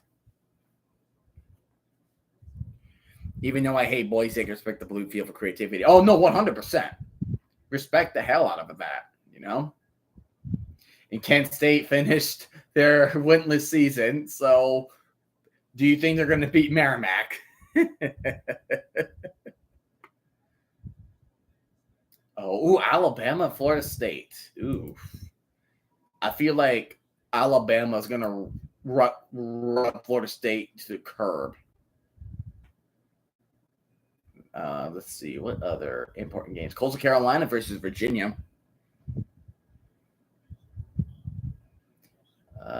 Let's see. UTSA A&M. Who's playing on primetime ABC? LSU Clemson. Okay. LSU and Clemson. Oh, and the Braves just took a 5-0 lead. Let's go. 5-0 lead. Somehow, the 2024 Kansas State team was worse than the 2021 UNLV team. Kansas State's dog shit. Sorry my language, but they're dog shit. Like, they're the head coach that got fired, I believe. He went 1-23. And that was and that one win was an FCS team. Kent State is so bad right now. Like, them and UMass. Oh my goodness, they're gonna feed wins off each other. Like, they're gonna rely on that for years to come. And no wonder Northern Illinois went out of the match. They were like, no, I'm joining the Mountain West. I am not dealing with this.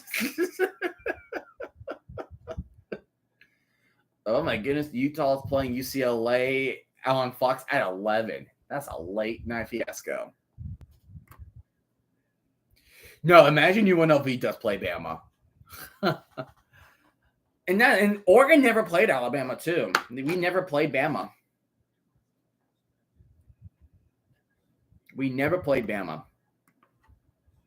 Notre Dame and Miami. Then, of course, TCU versus Bill Belichick, North Carolina. That's going to be a good one. I got to check Oregon's schedule. I know we play Montana State. I know we play Oklahoma State very soon.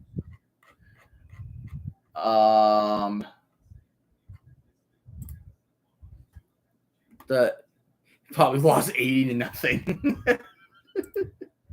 All right, let's see. Oregon schedule. Okay. All right, Montana State, then Oklahoma State. Then we have our first conference matchup against Northwestern. Then Oregon State. Then prime time on the Big Ten on the NBC slot against Penn State. That is definitely an important matchup. I should probably go back to CBS Sports Network. That's 7:38. I did not mean to do that. Did not mean for that too. I'm an idiot.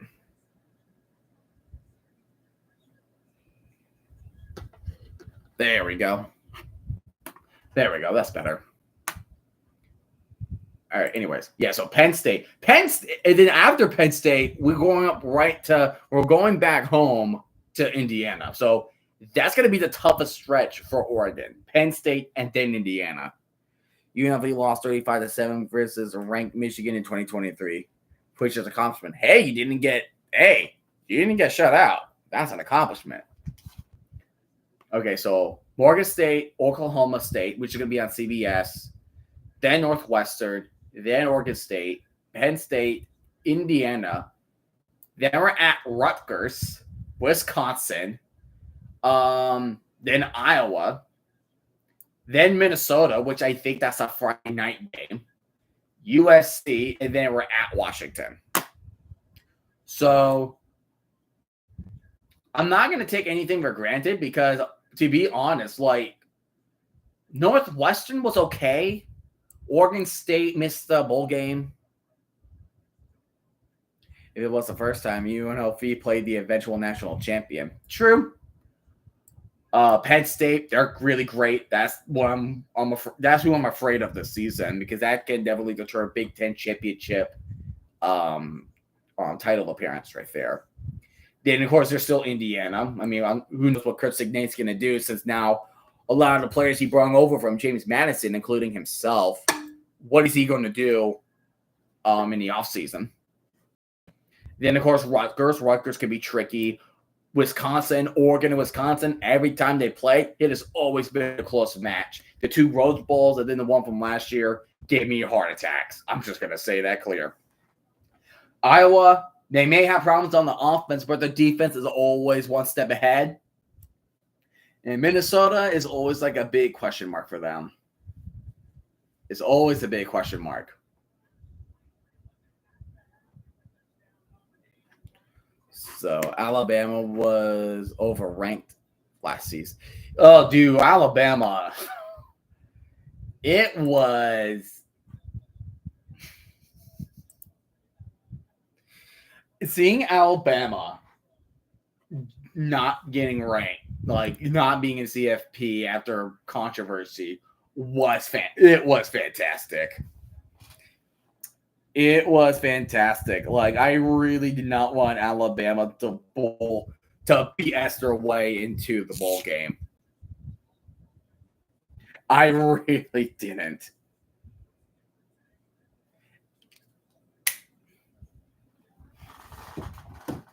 Oh my goodness.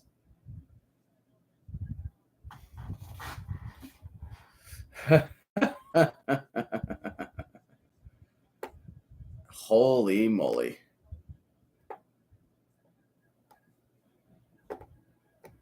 And then looks like Saskatchewan will receive, I believe. I think Saskatchewan receives, because we are now back at the course. So I was right. It was 20 minutes. Okay. Yep. So Saskatchewan will get the ball back. I was right on that too. So here we go. We are back from the second half. And then they're going to take it from inside 25. And here's the spin move, and he's still trying to get free, but he will be tackled at the 44-yard line. So Trevor Harris looking fantastic. Only 3 incompletions. He's 3 for 16. He threw 2 touchdowns, but he got that 1 interception that thankfully did not really end off in the catastrophe. Did not really end significantly bad for the Roughriders with 234 yards. So it's good. It's a good performance so far, minus the interception.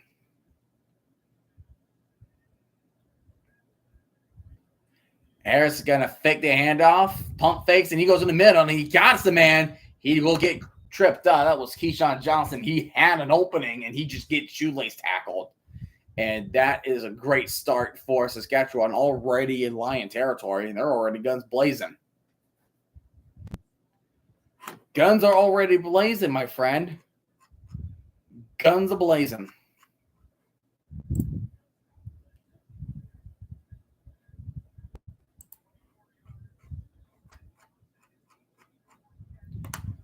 Guns are blazing. 5-0. I like to see that. If we win, we win the series over the Yankees. Heading off to AJ Ouellette, and he's going to try to truck, but not really going there. So that's a gain of 7 on the run. So that is going to be, he's going to be stopped, I believe, the 35-yard line, I believe. But he tried to bulldoze his way.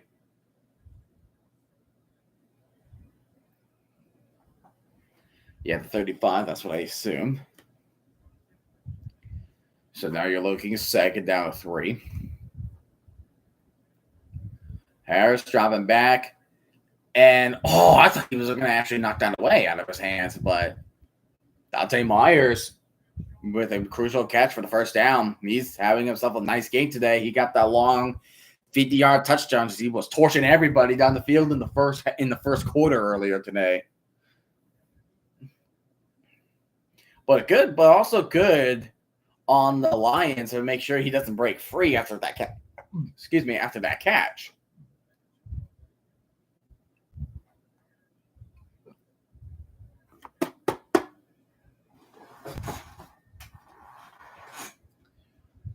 Drop it back, pump fakes. He's going deep right side. He has the man open. He got it. And who is it? It's Dante Myers. Holy moly. He is having himself a nice game. 2 big, long touchdowns. 2 long touchdowns for Dante Myers. In an 18-point game. Lions, you're in trouble. You are in trouble. The Lions are just not in a good spot. They are just not in a good spot.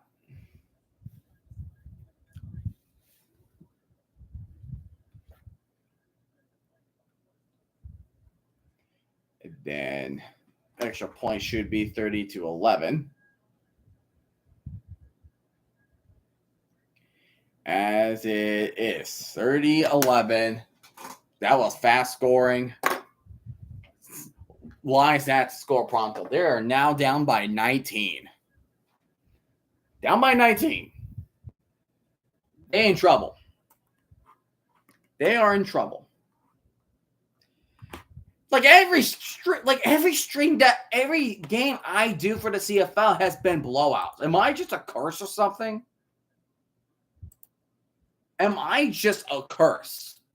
And then when I don't stream, it's a close game for some reason. Come on. I love streaming close games. It gets your blood going. It really gets your blood going. And that's what makes everything exciting. Anthony Volpe just hit a 2-run homer. Hey, Braves, this will be a great time to chuck a 5-0 lead. Oh.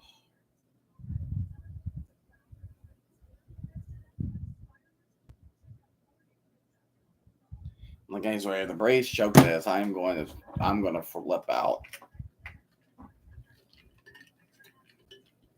Because that 10-4 choke that we did against that the Braves did against the Diamondbacks, that was my final straw for that. I was like, yeah, there's no way in hell we are going to the playoffs as a wild card team. There was just no way. Especially now we're in 4th place and Miami's actually doing better. So it's what the hell, man? –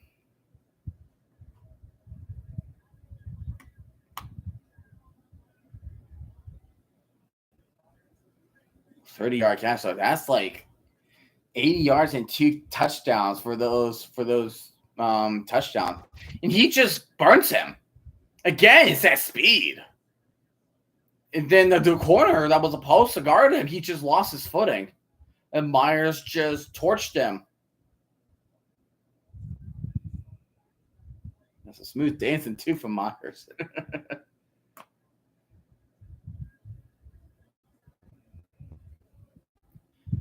We got 2 minutes, 44 seconds. That's quick. That is quick. And now the Lions will they got to get scoring.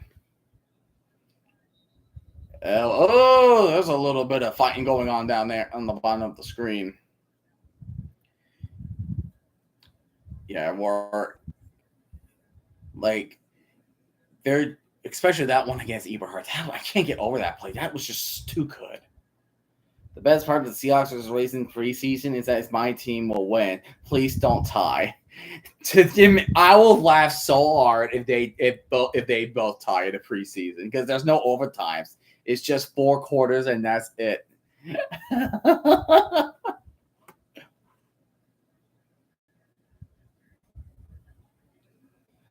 Play action. Wark going right too high again. He hit there's the receivers. This has been around several times now. We have seen Wark going to an open receiver but they can't come down with it.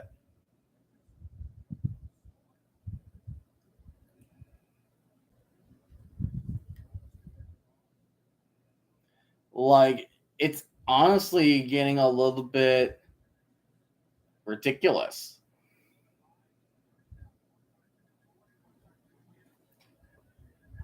The tie is the worst thing you can get. 100%.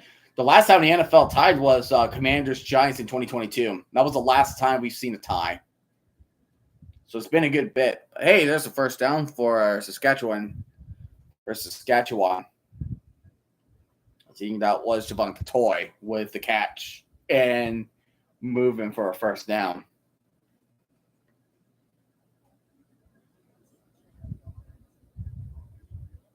So there you go. Yeah, there's Katoy.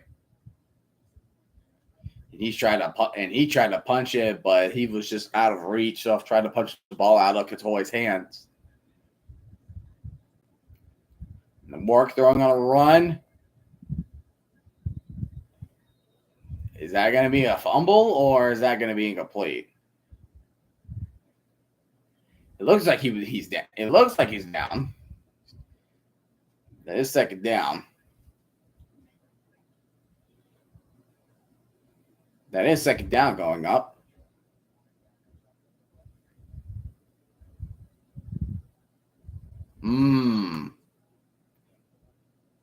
One, two. He takes 2 steps, but he never really gained control of it. That was Justin McGinnis.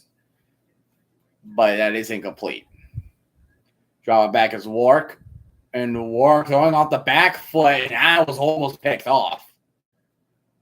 But regardless, they're going to be forced to punt.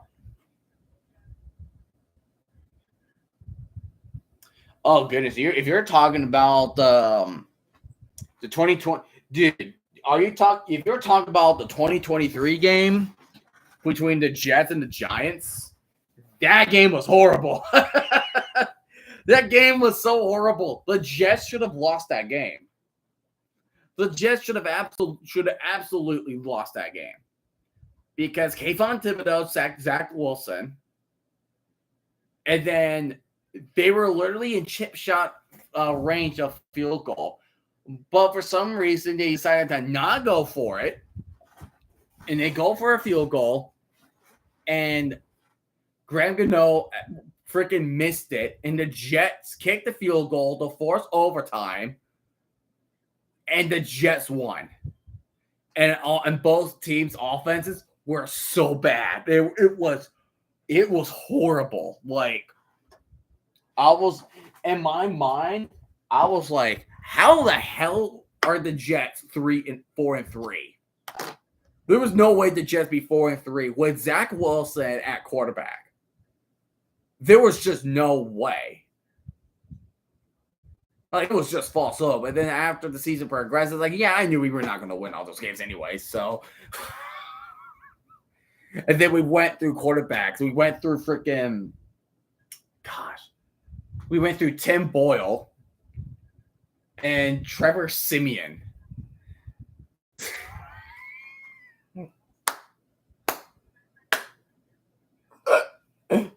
Oh, goodness. Oh, goodness. Oh.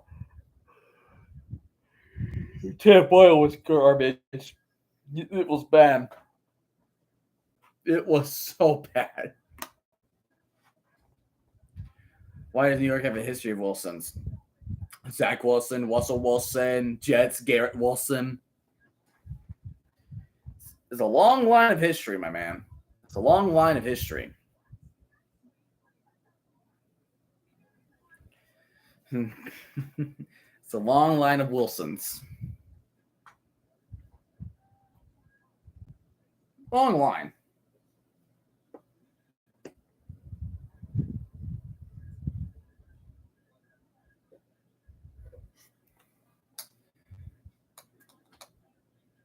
All right, so Saskatchewan will be back.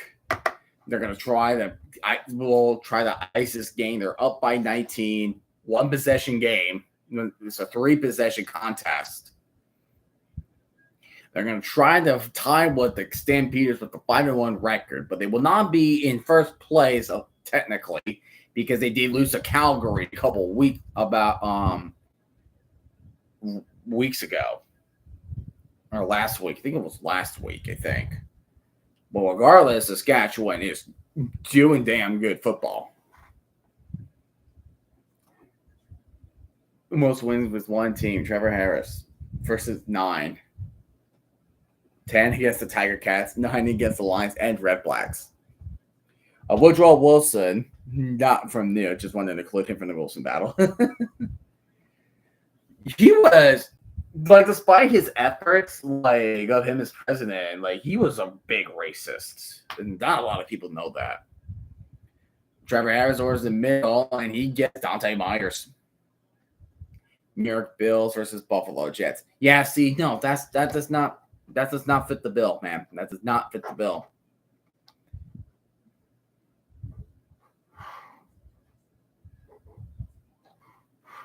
I love Secret Base, like their history videos. Like it's just done so well. It was done very well.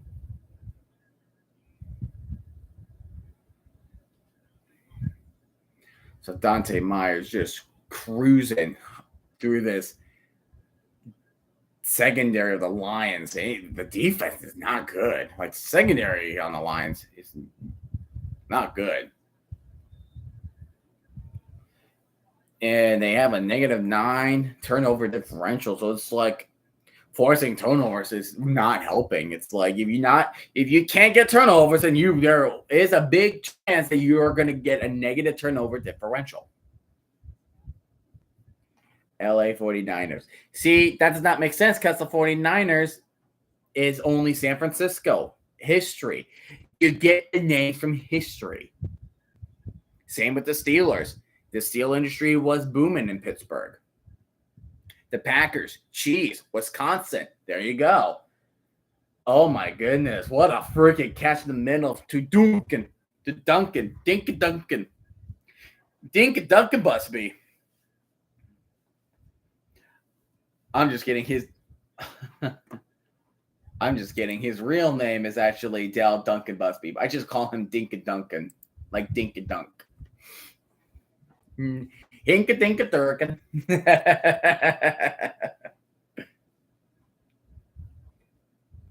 But that was just a quick release. Like Trevor Harris has been releasing the ball very quickly. Like I don't think he has been sacked once this game. He has not been sacked today. He's gonna hand this off. Oh. And instantly grab his leg. That was even awkward of a hit. Oh, gosh. That was bad. Oh, that is not good. Ooh, I knew that was a bad hit. And, yeah, that's going to lead to an injury. He immediately is holding onto his leg. That is Carey. That is down and out. Kadeem Carey hurt. We're going to step aside. You drove by Idaho State University and driving to Montana. Oh, you drove Idaho State. You drove through your opponent's territory. And UNLV fan going through Idaho State territory. Don't get in trouble now.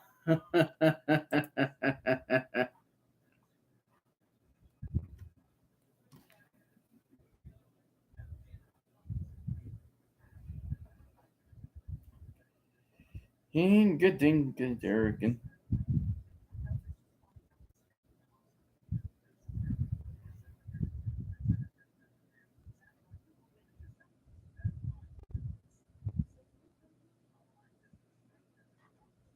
Okay, I might play at 7, maybe. Okay. Yeah, you know what? I'm thinking of playing the game Dragon Quest Builders. The second part on what you call it. Idaho is basically Montana West. I'm thinking of playing Dragon Quest Builders at 7 Eastern tomorrow. Because my friends are hosting a draft at 9:30, which I don't like to have that interfere with my with the schedule. So pretty much 24 hours from now, I'll be playing Giant Quest Builders. He has to get carted. Damn. He's getting carted off the field. He took a big hit. Let's go ahead and see. So there he goes.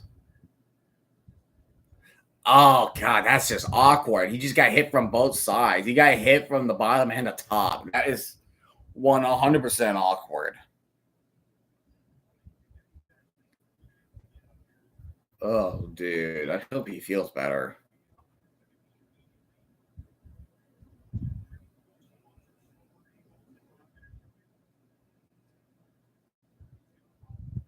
Yeah, he's not even putting any weight on his right leg.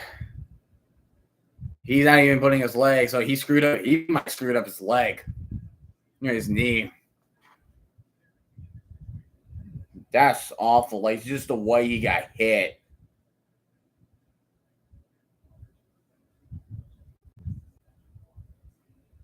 Damn.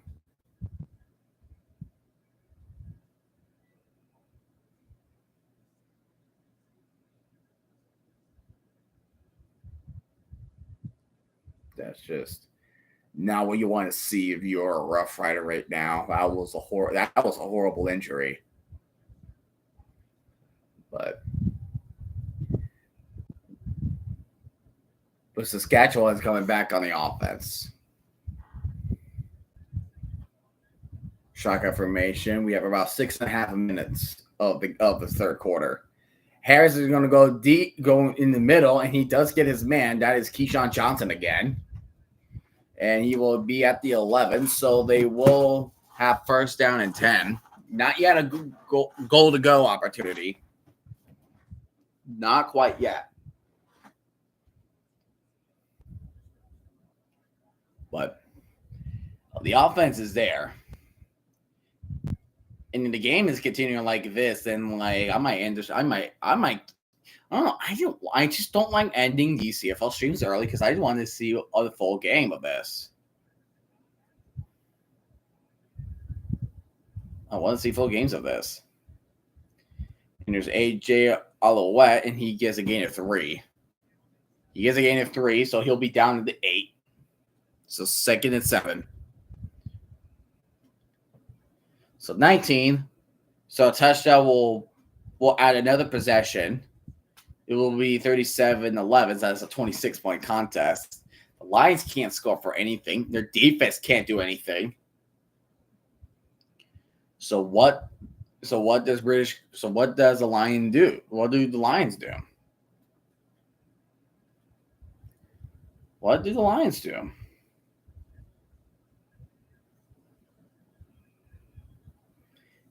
And he's going to throw for the end zone on a corner, jump ball, incomplete, and try to get it to Duncan Busby. But incomplete. So at least that's a little bit of breathing room for the Lions. That's breathing room for the Lions. And the Braves just extending the lead to 7-2.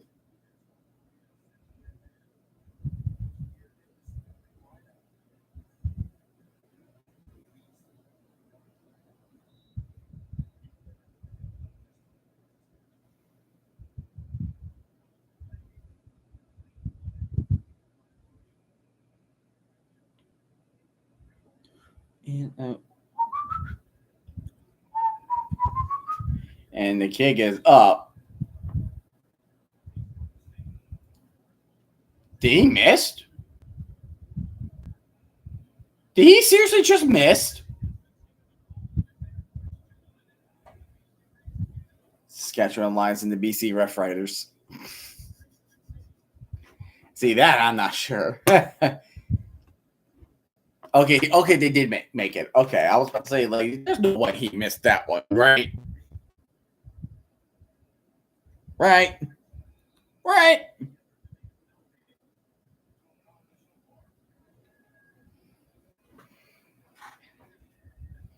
Now the Lions Work needs to be done. Screen to Benny Hill.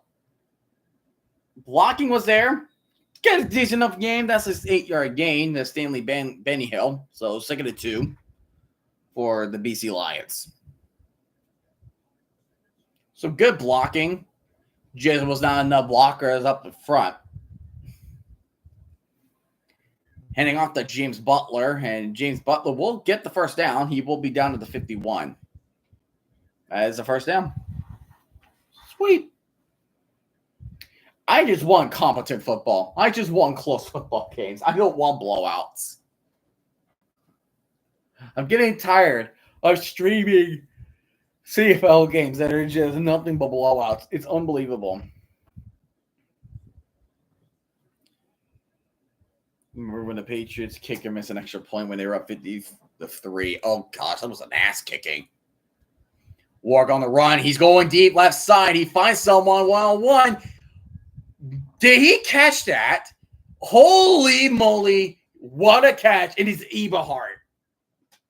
He was juggling like he was a jester in a circus. What concentration does Aiden Eberhard have? That's amazing. Bootleg to the right. And he had a receiver, but it was low for Benny Hill to get. So 2nd and 10. But wow, what concentration of Eberhard. That should be pass interference too, because he bumped into him. That is an awesome catch. Oh my goodness. That is great. And I feel like regardless of what to do, you need to go for it if you're British Columbia.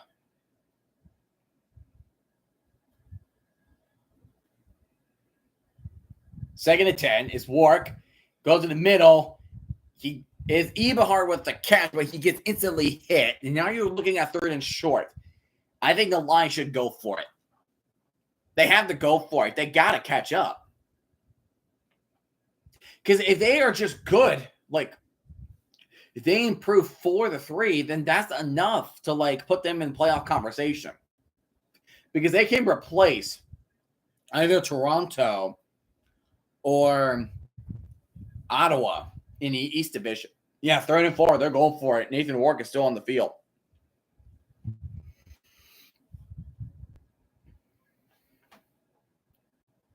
Here's the snap. Wark. He's firing for the end zone. He's all alone. Just over the head. That is touchdown, British Columbia. Finally. And that is Stanley Berryhill. Not Benny Hill. Stanley Berryhill with the catch. And looks like Wark is going to go for 2. They will go for 2. They got to catch up. They got to make it a 14-point game. Oh my gosh. Just over the Saskatchewan defender. What a perfect throw from Wark. Breaking news. The Lions have scored. Unbelievable. It's like magic. It's like clockwork. So minute and a half remaining. Motion for 2 points. They're going to go for 2.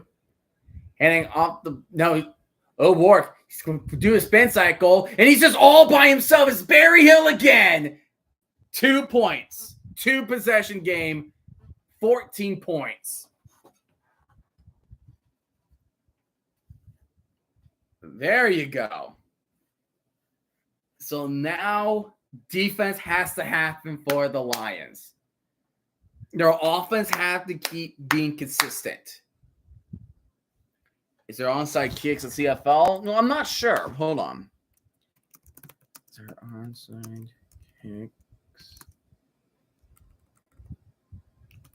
in the CFL? Yes, there is onside kick. Okay. Yes, there are onside kicks in the CFL. Let's see. Offsides and offsides.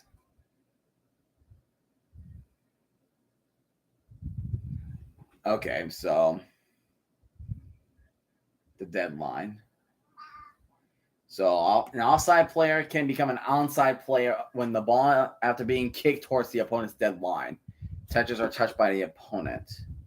Feel like it'll make sense when we see it. But I don't think it's necessary for them to go onside kick. I mean, you can do onside kicks, but for me, I don't. But for me, I don't think it's necessary. You're down by 14. You're still in the third. They're about to transition to the fourth quarter.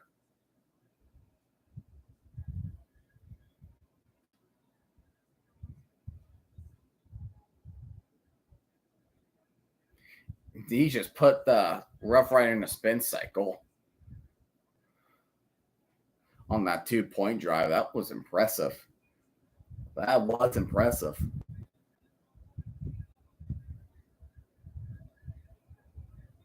Tatum.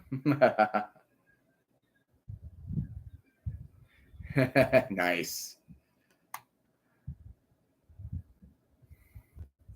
Nice, Barry Hill.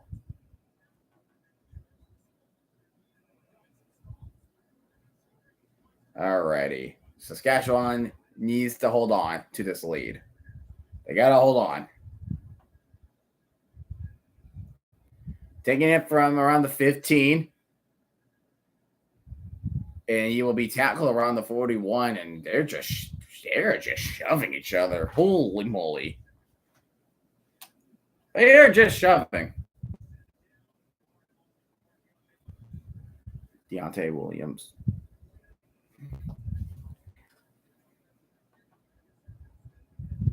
TSN. Pretty much a Canadian version of ESPN.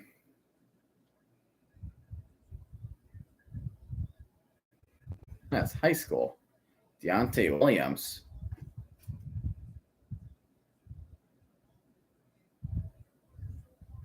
Oh my gosh. He is really just a hit machine.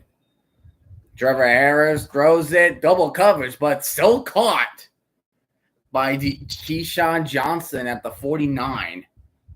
And that is going to be first down. They might go one more play before we transition to the fourth quarter.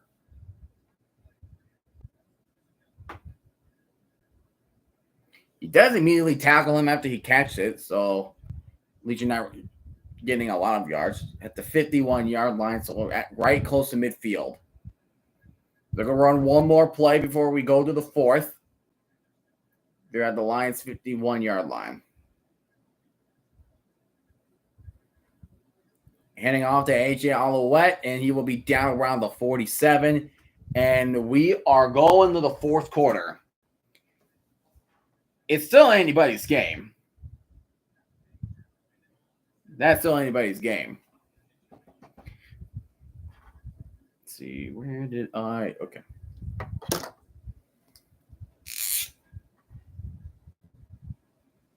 The clock stops at 2. There we go. So now the fourth quarter is officially here. Stay tuned here. We may have a close game. We may. I doubt it's going to finish close, but we may.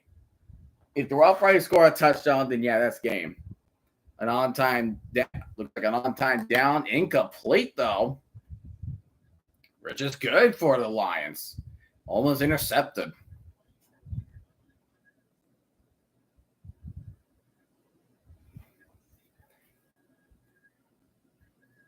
But the Lions were up by 19. It was 33. I believe it was 33 to 11. It's not over. Yeah, I agree with you. It's not over yet. It's not over yet until the clock hits triple zeros. It's not over. It's definitely not over.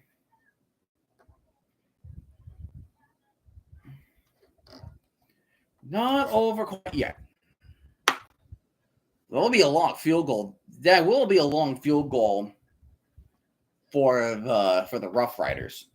So making that will make it 17 points. So that is huge if they do make it.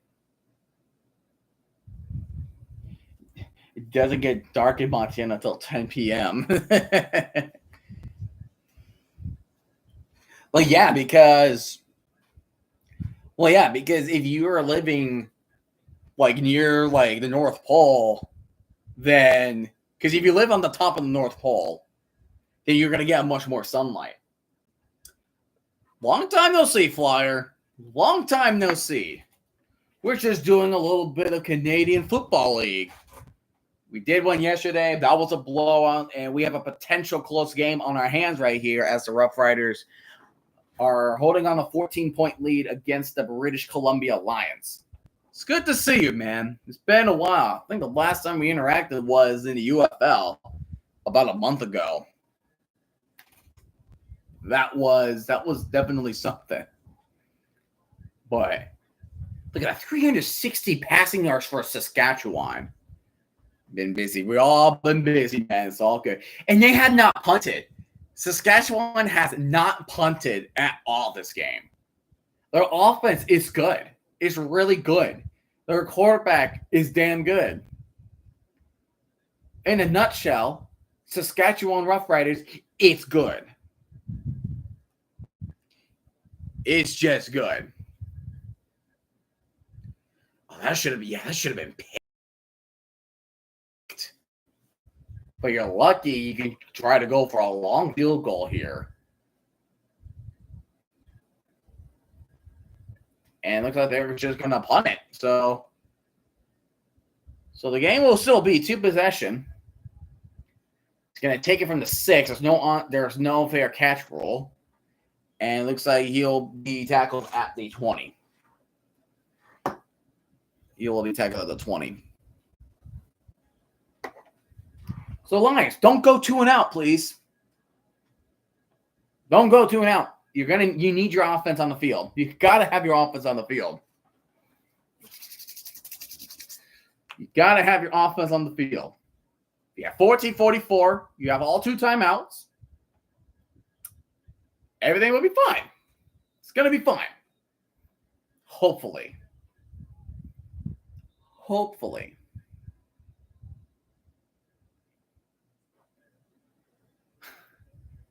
Justin McInnes. Funny thing was, I showed up to yesterday's stream, but I joined just in time just for you to announce the end of the stream. Damn, I'm sorry, man. I'm so sorry. That was not my intention.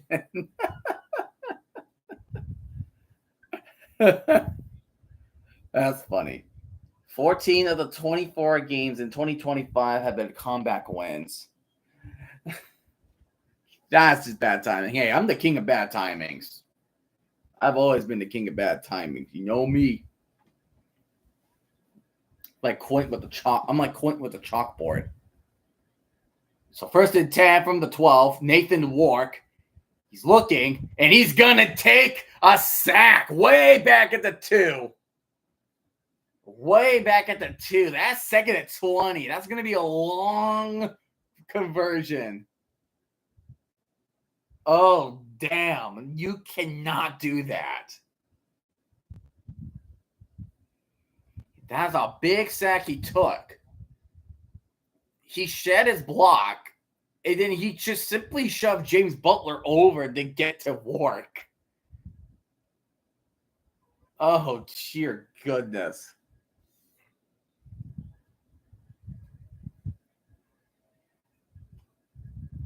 Second and 17. Oh, God. Dropping back. He has to dump a screen, and he has to get a running start. He escapes a tackle. He gets to the 20, but you're 2 yards short. You're 2 yards short.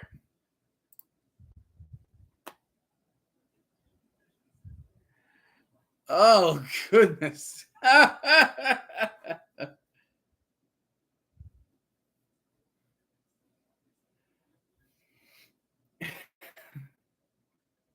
do you go for it? It's a bit risky. Well, you got two players that are hurt. One, Javon Gatoy is hurt, and Milligan is hurt and then Milligan is hurt on the Roughriders sideline. Roland Milligan.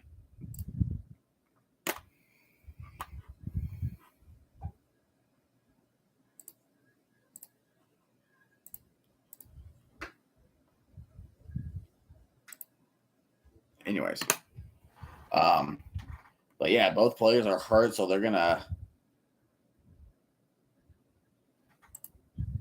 are hurt, so they are going to set up the sideline.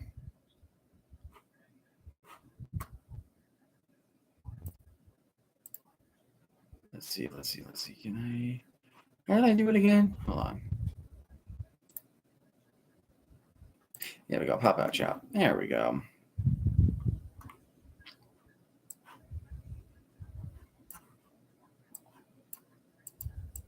Oh, what the hell? There we go. And then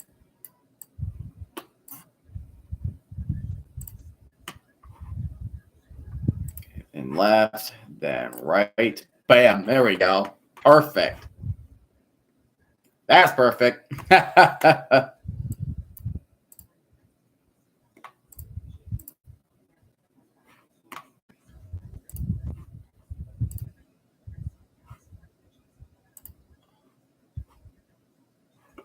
That's perfect.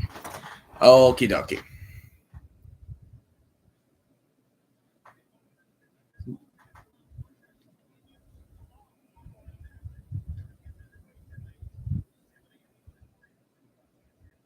Come on.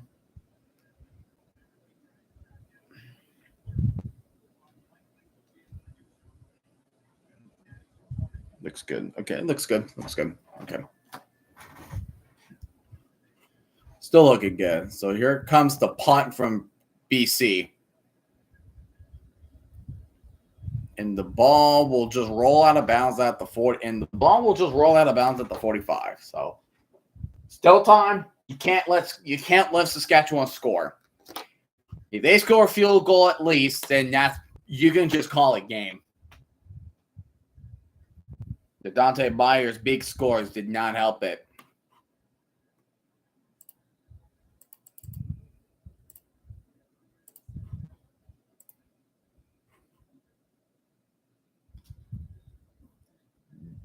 That doesn't help, really.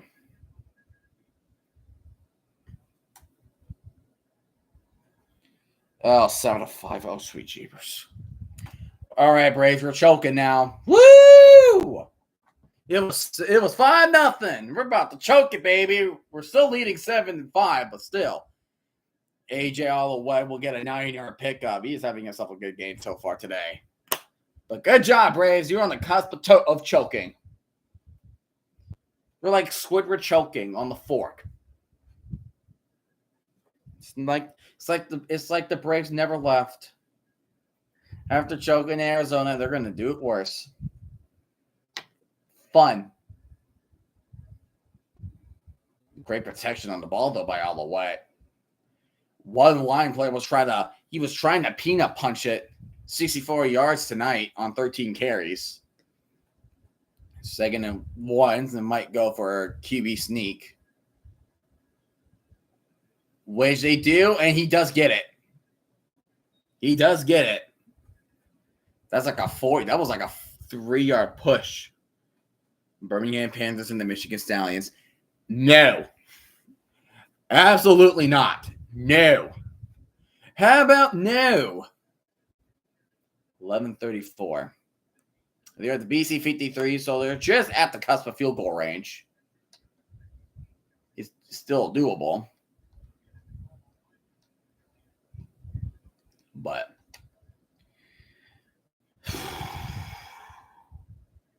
Wise have to stop them. They got to stop the Roughriders from scoring. Dropping back. And he gets hit from behind. That's tipped and incomplete to Joe Robustely. the grandson of the New York Giants legend, Andy Robustelli.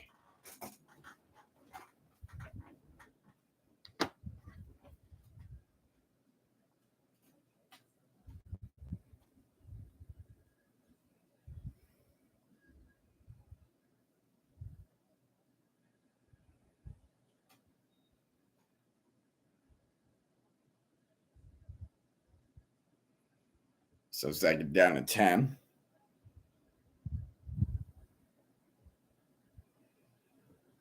Drop it back as Harris. He's going to look at a flat to AJ Alouette, and he will get tackled at the 49. So that is a long field goal, but the line did a good job.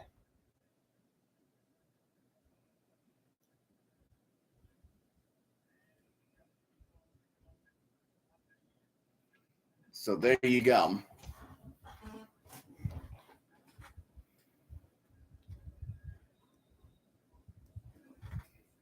So at the 49, DC Brown. No. That is no. Yep, 7-6. Good job, Braves. We're choking now. Woo! 7-6. We were up 5-0 now with 7-6. We're still leading. That means we're choking. Good job, Atlanta. Just freaking good job. Couldn't be anyone prouder. Couldn't be anyone prouder. Lions will be knocked out of 20. Freaking awesome.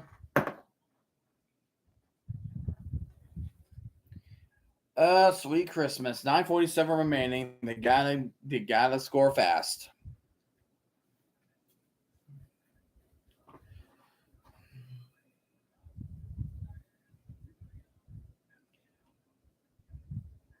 The Braves have been doing this several times already.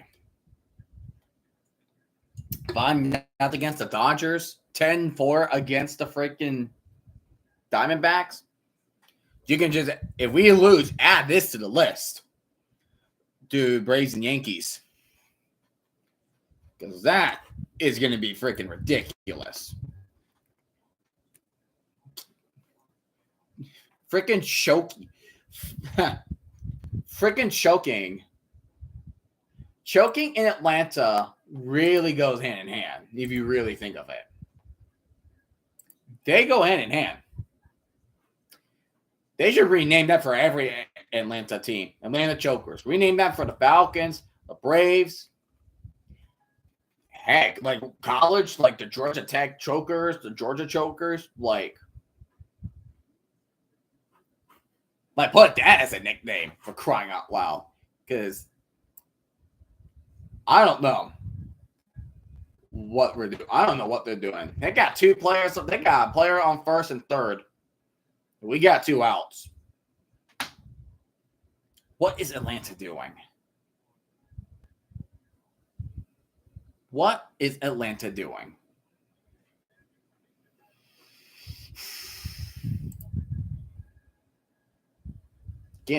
I'm getting real sick of it.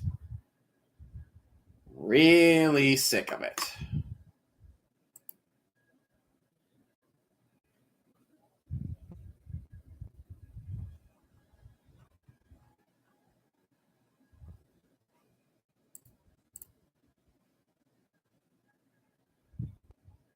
That's a deep pass. Oh, that was almost gone.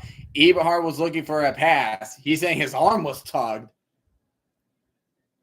That looks close, too. If I was BC, you may want to challenge that. He's saying he is having a case of pass interference. I say challenge it. And that's exactly what he's doing. Eberhard is claiming that, hey, he's tugging on my arm, or McEllis. Justin McInnes is saying, hey, my arm was being pulled as I was trying to go for the ball.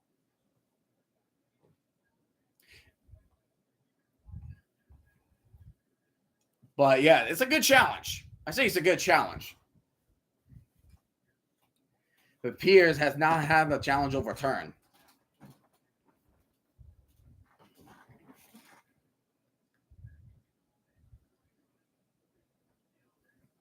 It does look like his arm was pulled. But at the same time, it's like a millisecond before he got the ball.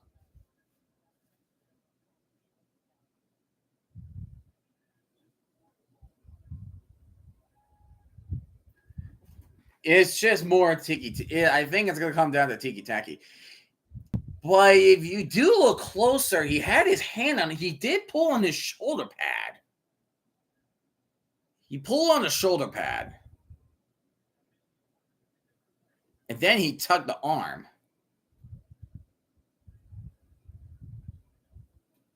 But I'm not sure if that's going to get... I just don't think there was just enough to overturn it. Challenge stands. I just don't think there was enough to overturn that.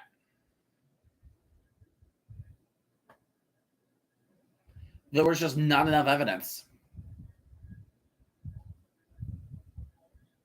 And also because he tugged his arm a milliseconds before the ball even landed his hands. It's like you had to make it obvious if you want to pass an interference. And he goes deep again, wide open. There it is, and he gets it to McInnes this time. And that was almost overthrown, but great catching effort by McInnes.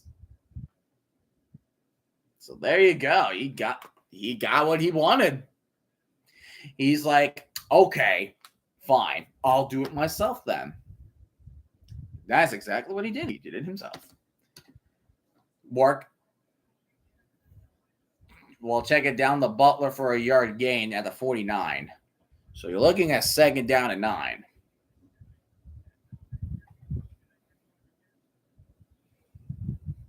He was just getting, he got pressure back there, but still, great effort. The strong hands of McInnes. So now you're looking beat at the 49, your own territory. You need to get to the 52. Drawing back Wark. There's a flag on the play. Oh, it was intercepted, and he's going to take it all the way, Campbell, for a pick 6, but there is a penalty marker on the field. Let's check it out and see what it is.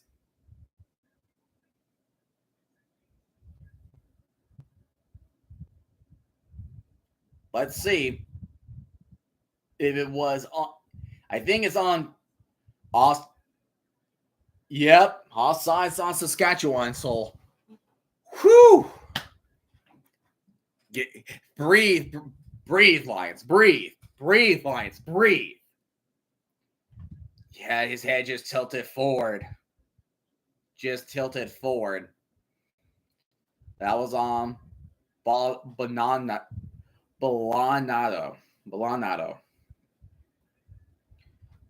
So a little bit of relief. Get yourself breathing room. Now it's 2nd and 4. Warwick takes it back. Gives it to Butler, and Butler, only gives a yard gain. You're at 55, so you go for it. If you're British Columbia, go for it. Hey, I gotta go. See you again. See you, Flyer. Hope you have yourself a good night. I hope you have yourself a good night, my man. As long as I know you showed up, that's awesome. It's just awesome to see. And Saskatchewan's like, no. A 3rd and 4 at their own 54. Yeah, they had to go for it. No choice.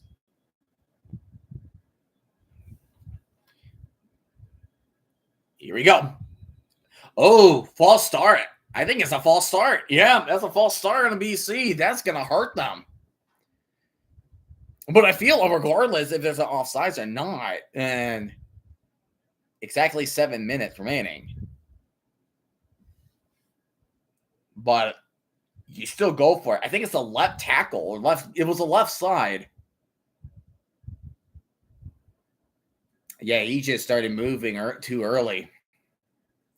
He's starting to move too early. They're going to bring out the punting team, really? They're really bringing out the punting team. That is an interesting decision. That's an interesting decision, at least.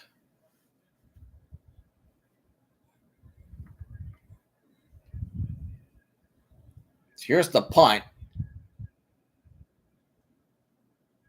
He's going to take it from the 15, and he's going to get tripped up at the 20. But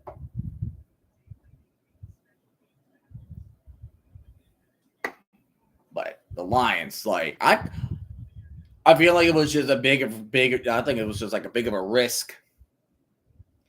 Feel like it would definitely be big risk.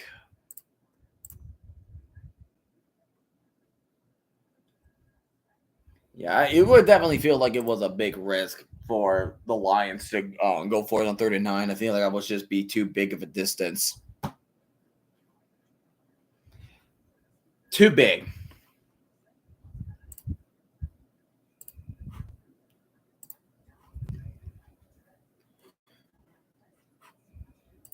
Oh, yeah, didn't mean to do that. There we go.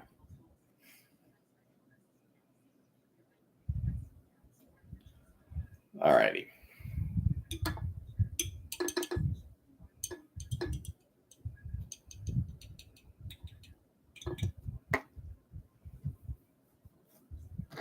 But it's like just under 7 minutes. It's a close one.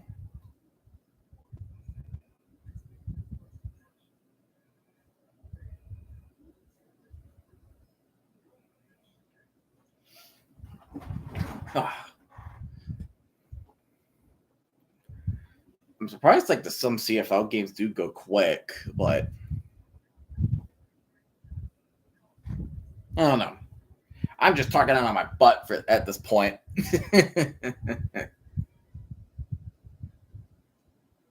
But the defense of the Lions they have to force a turnover. That's the one way they gotta win. They have got to make a defense. They gotta make a defensive stop. If there's a turnover they need, they have to make it now. They have to make it now.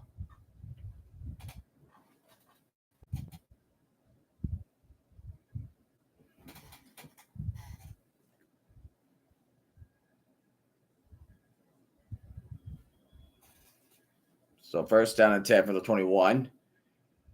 Play action. Harris going right side, and that is caught. And that is Dante Myers with a 14-yard gain right there.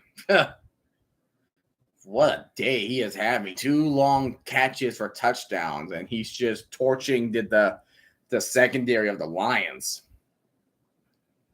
Just torching. Just a little comeback route. Like a curl comeback. Guy his 2 feet into, like it was perfect. It was just on the money at 34. That was a 13-yard gain. Gonna hand it off to AJ out of the wet, and AJ is gonna get stuffed for about a gain of 2, gain of 3, either or. You're still having second down. 5:44. I feel like Lions need to stop. Need to stop. Score quick. Go onside kick. And they got to get the ball back again, and then maybe they can force overtime. Which I don't think has happened. Brady scored. 8-6 now.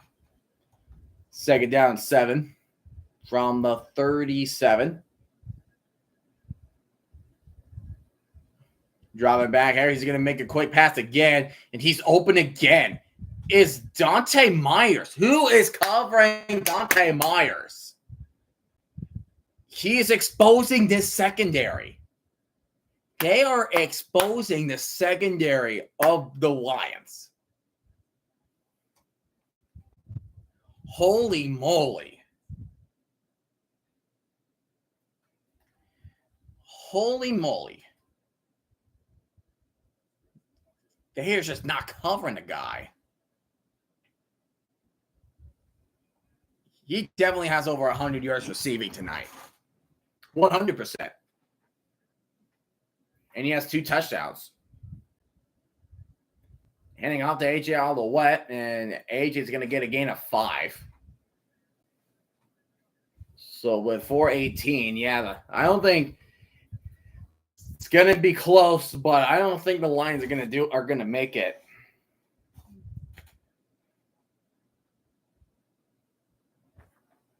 At least the Lions, they're trying to make it close, but it looks like it's not going to happen. 4 minutes, so we're a minute away for the 3-minute warning.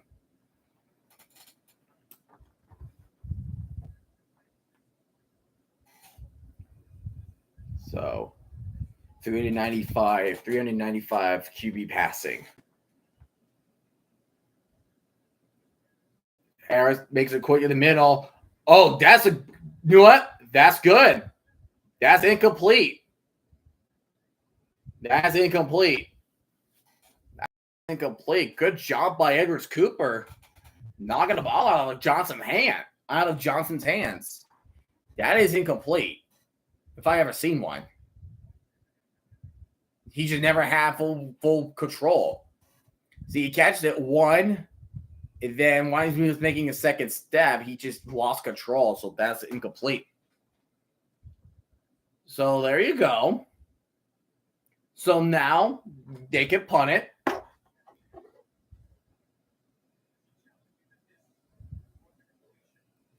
And it looks like the coach of Saskatchewan Mace is challenging it. He's challenging. Hey, that's a catch.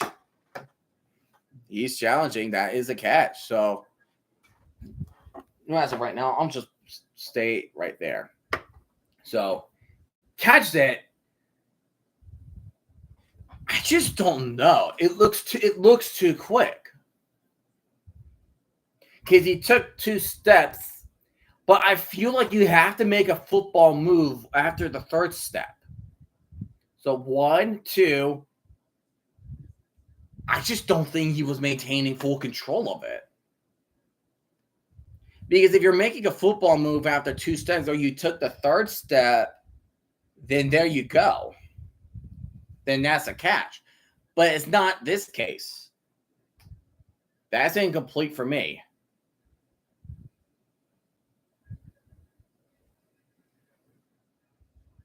I see that's incomplete. Cody Bellinger with a home run, 8-7. Yep, incomplete. So the Roughriders will lose their timeout. So both teams have 1 timeout remaining.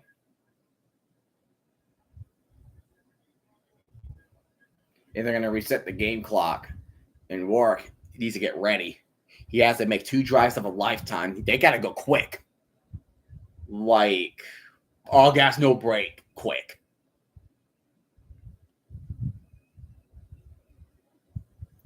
And you might punt in the end zone just in case you need a rogue. Just if you get a rogue out of this, if they get 1 point, then now you're putting more pressure on you. Now you're putting more pressure on the Lions because they need a 2-point conversion. They gotta take it high, but that's out of bounds. Kicked out of bounds. Thought they could. I was thinking if maybe they could punt it in the end zone, maybe, but there's a flag on the field with 3:11 on the clock. So they got to go quick, and they got to do an onside kick.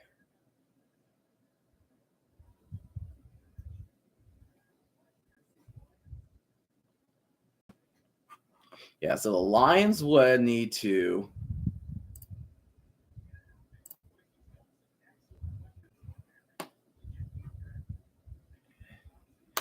Yeah, so the Lions will have to go quick. Where's the score? They're gonna go 3. They're gonna do 3-minute warning first.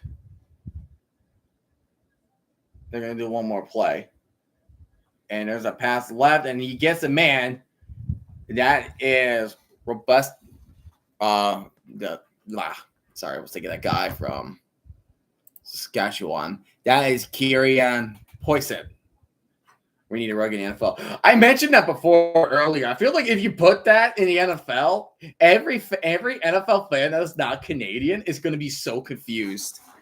They are going to be so damn confused of what they were doing.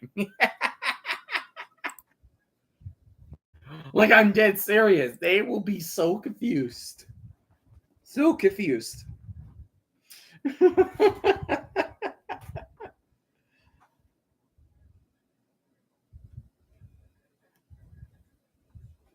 Oh, shoot.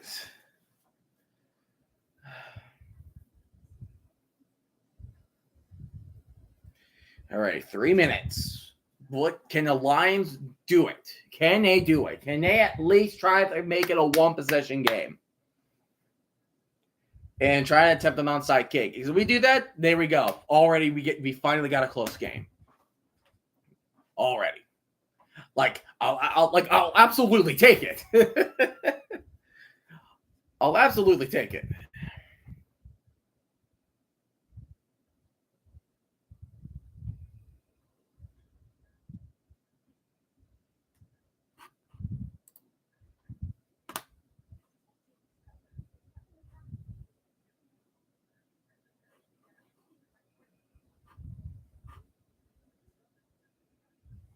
Yeah, 6. Cubs are beating the crap out of Red Sox 6-0. Damn. That's the other games on Fox. It was Diamondbacks Cardinals. Damn, both of those games are not doing too hot.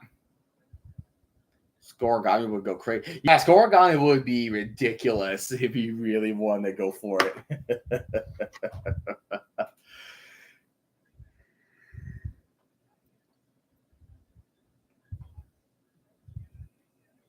Yeah, and Tiger Cats and the Red Blacks. Too bad it's not on CBS Sports Network.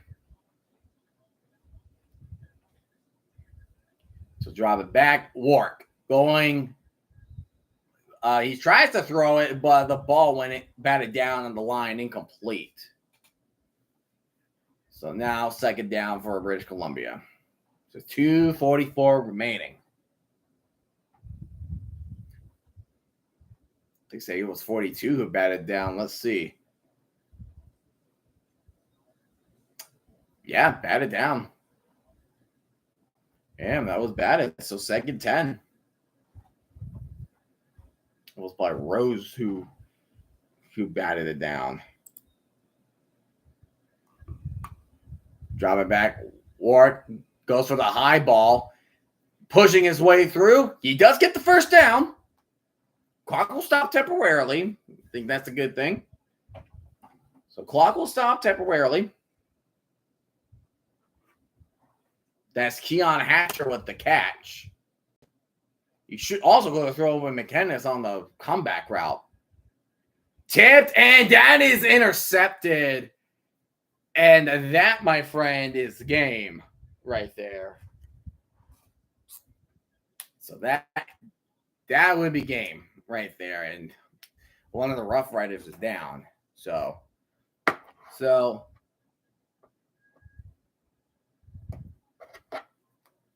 that was a pick that would send the Lions home sad.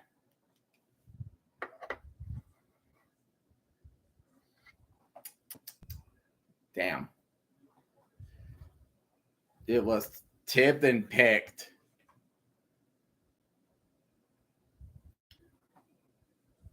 Damn. That's just unfortunate. Warwick. Not happy. It's not happy. For sure.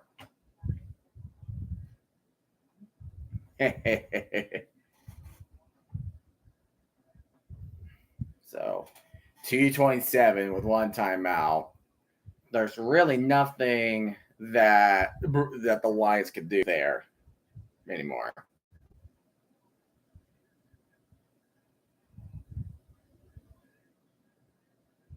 But and that was Allen that tipped it. That tipped it for number 8 to pick it.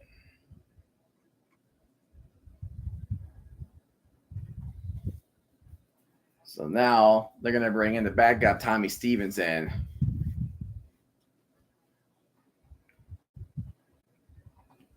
And it will be at the 47 of their own territory.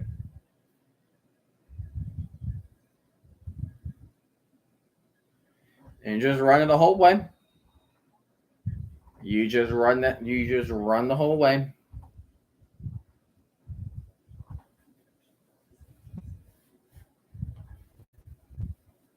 Nine straight game with 70% completion rate. It's a CFL record.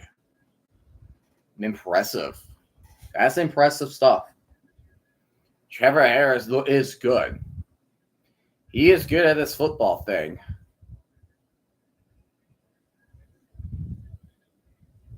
He's really good at that football thing.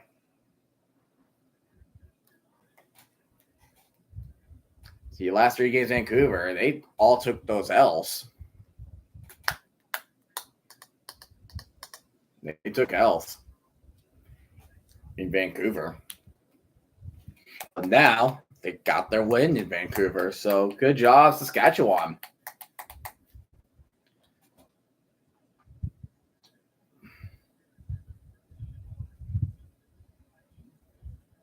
And Steve is going to keep it himself. And he does get the first down. So there you go. They're going to extend the drive like that. With 2:15 remaining.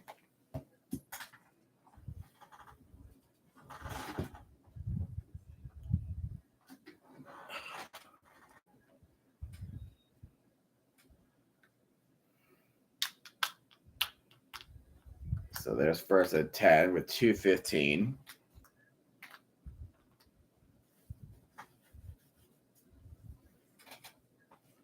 Nathan Warwick hoping that he gives a chance, but they get close enough to field goal range, then you can just Stevens once again trying to carry it and run it.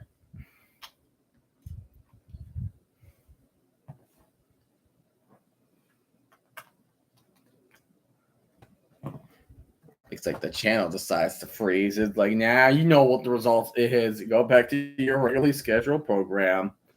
Yep. Great. Great. That's great. That's great. Give me back. Give me back the channel, damn it.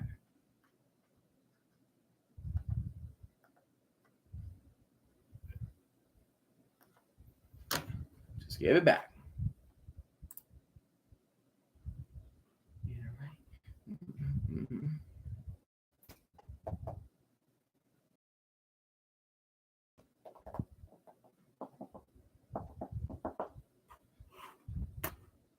Come on. Come on. Not asking much. I'm really not asking for much here. Okay, 3rd and 7. But all timeouts have been used for British Columbia.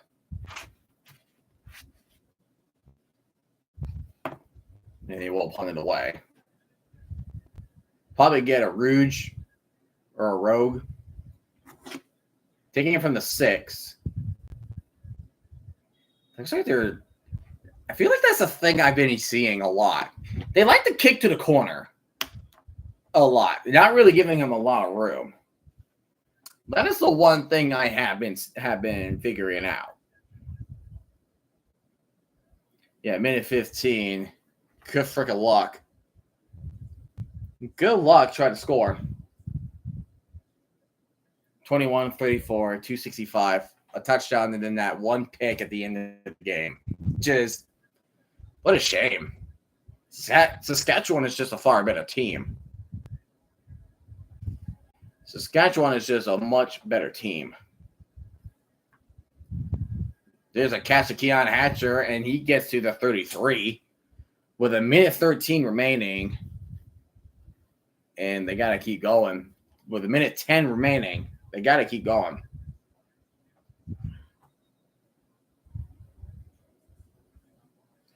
Oh, and there is actually an injury time. There's an injured Roughrider on the field. That's Johnson. That is Johnson on the field.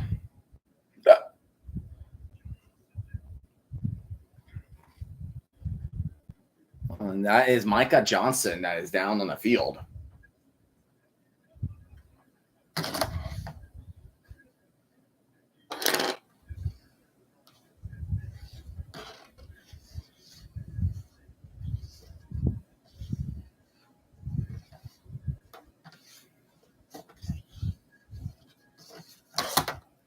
So at the 33, it's a long way to go. Still a long way.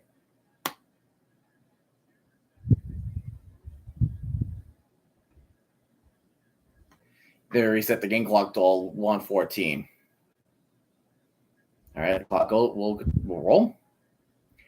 Work down the middle. That's another first down to the 45. And that is Keon Hatcher with 1:07. Just keep going.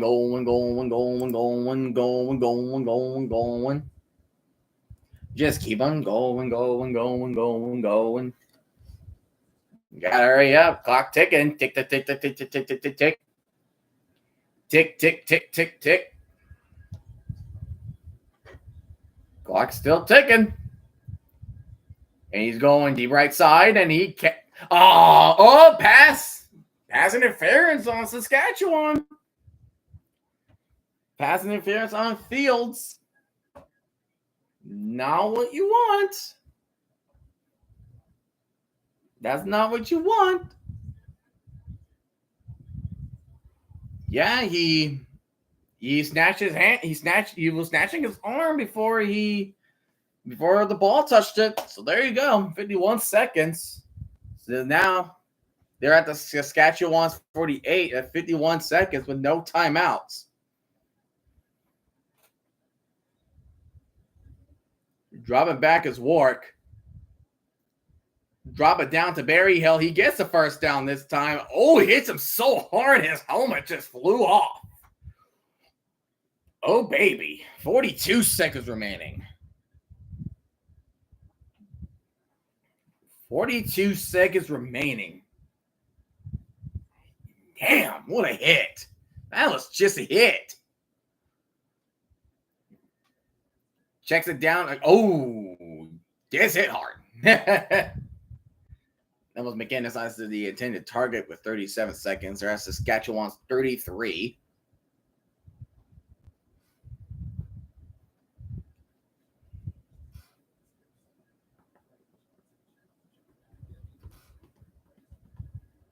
He's at 304 yards tonight now. Hopefully he did not throw that interception. That will be something that he needs.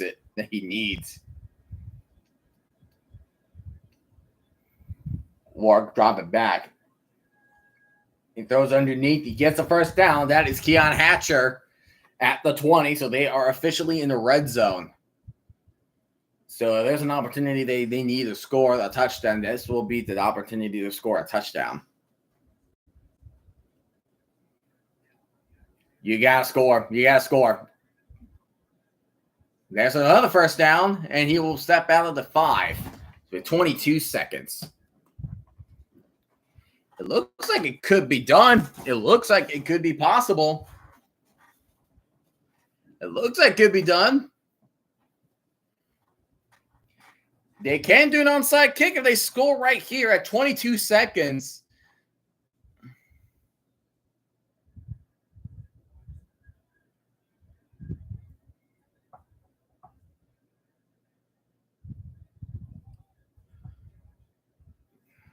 Well, oh, Lions, you got to get it. And they got it. Touchdown, Eberhardt. Finally, one possession game. I feel relieved. It's a one possession game to end this game. So now they got to kick an extra point and go for the onside kick. They got to get an onside kick.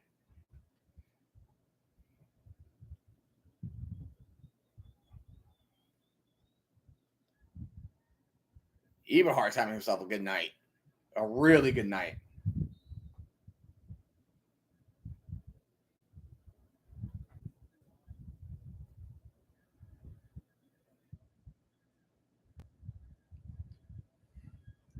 So they would just kick the extra point. Oh, they're going for 2. They're trying to go for the win.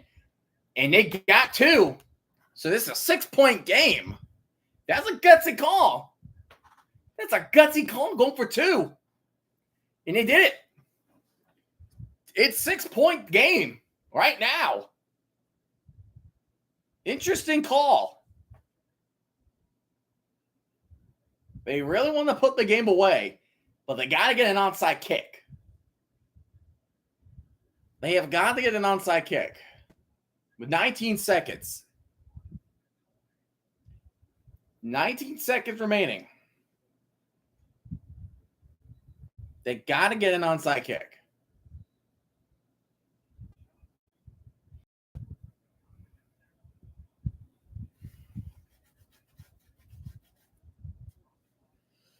They got to cook something up on this onside kick.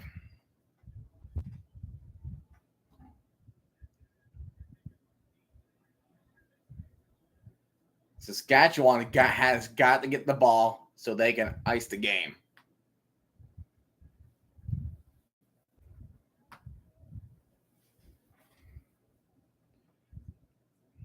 All righty. So they got to get the ball past to the 40, I believe. I would think that's how it works.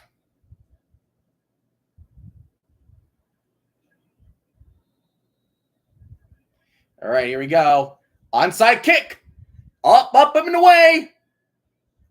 And Keyshawn kicked the right to Keyshawn Johnson, and he falls down.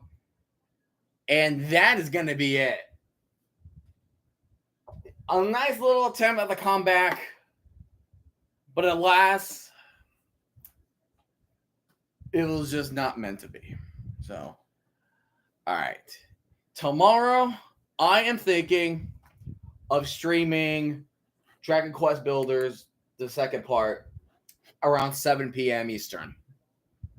Because I have a fantasy draft later that night. So, thank you guys so much for joining me on finally a close game in the Canadian Football League. And the next game we are going to do, we're going to head back to Calgary, as Calgary is going to host the leader of the East Division, the Montreal Alouettes.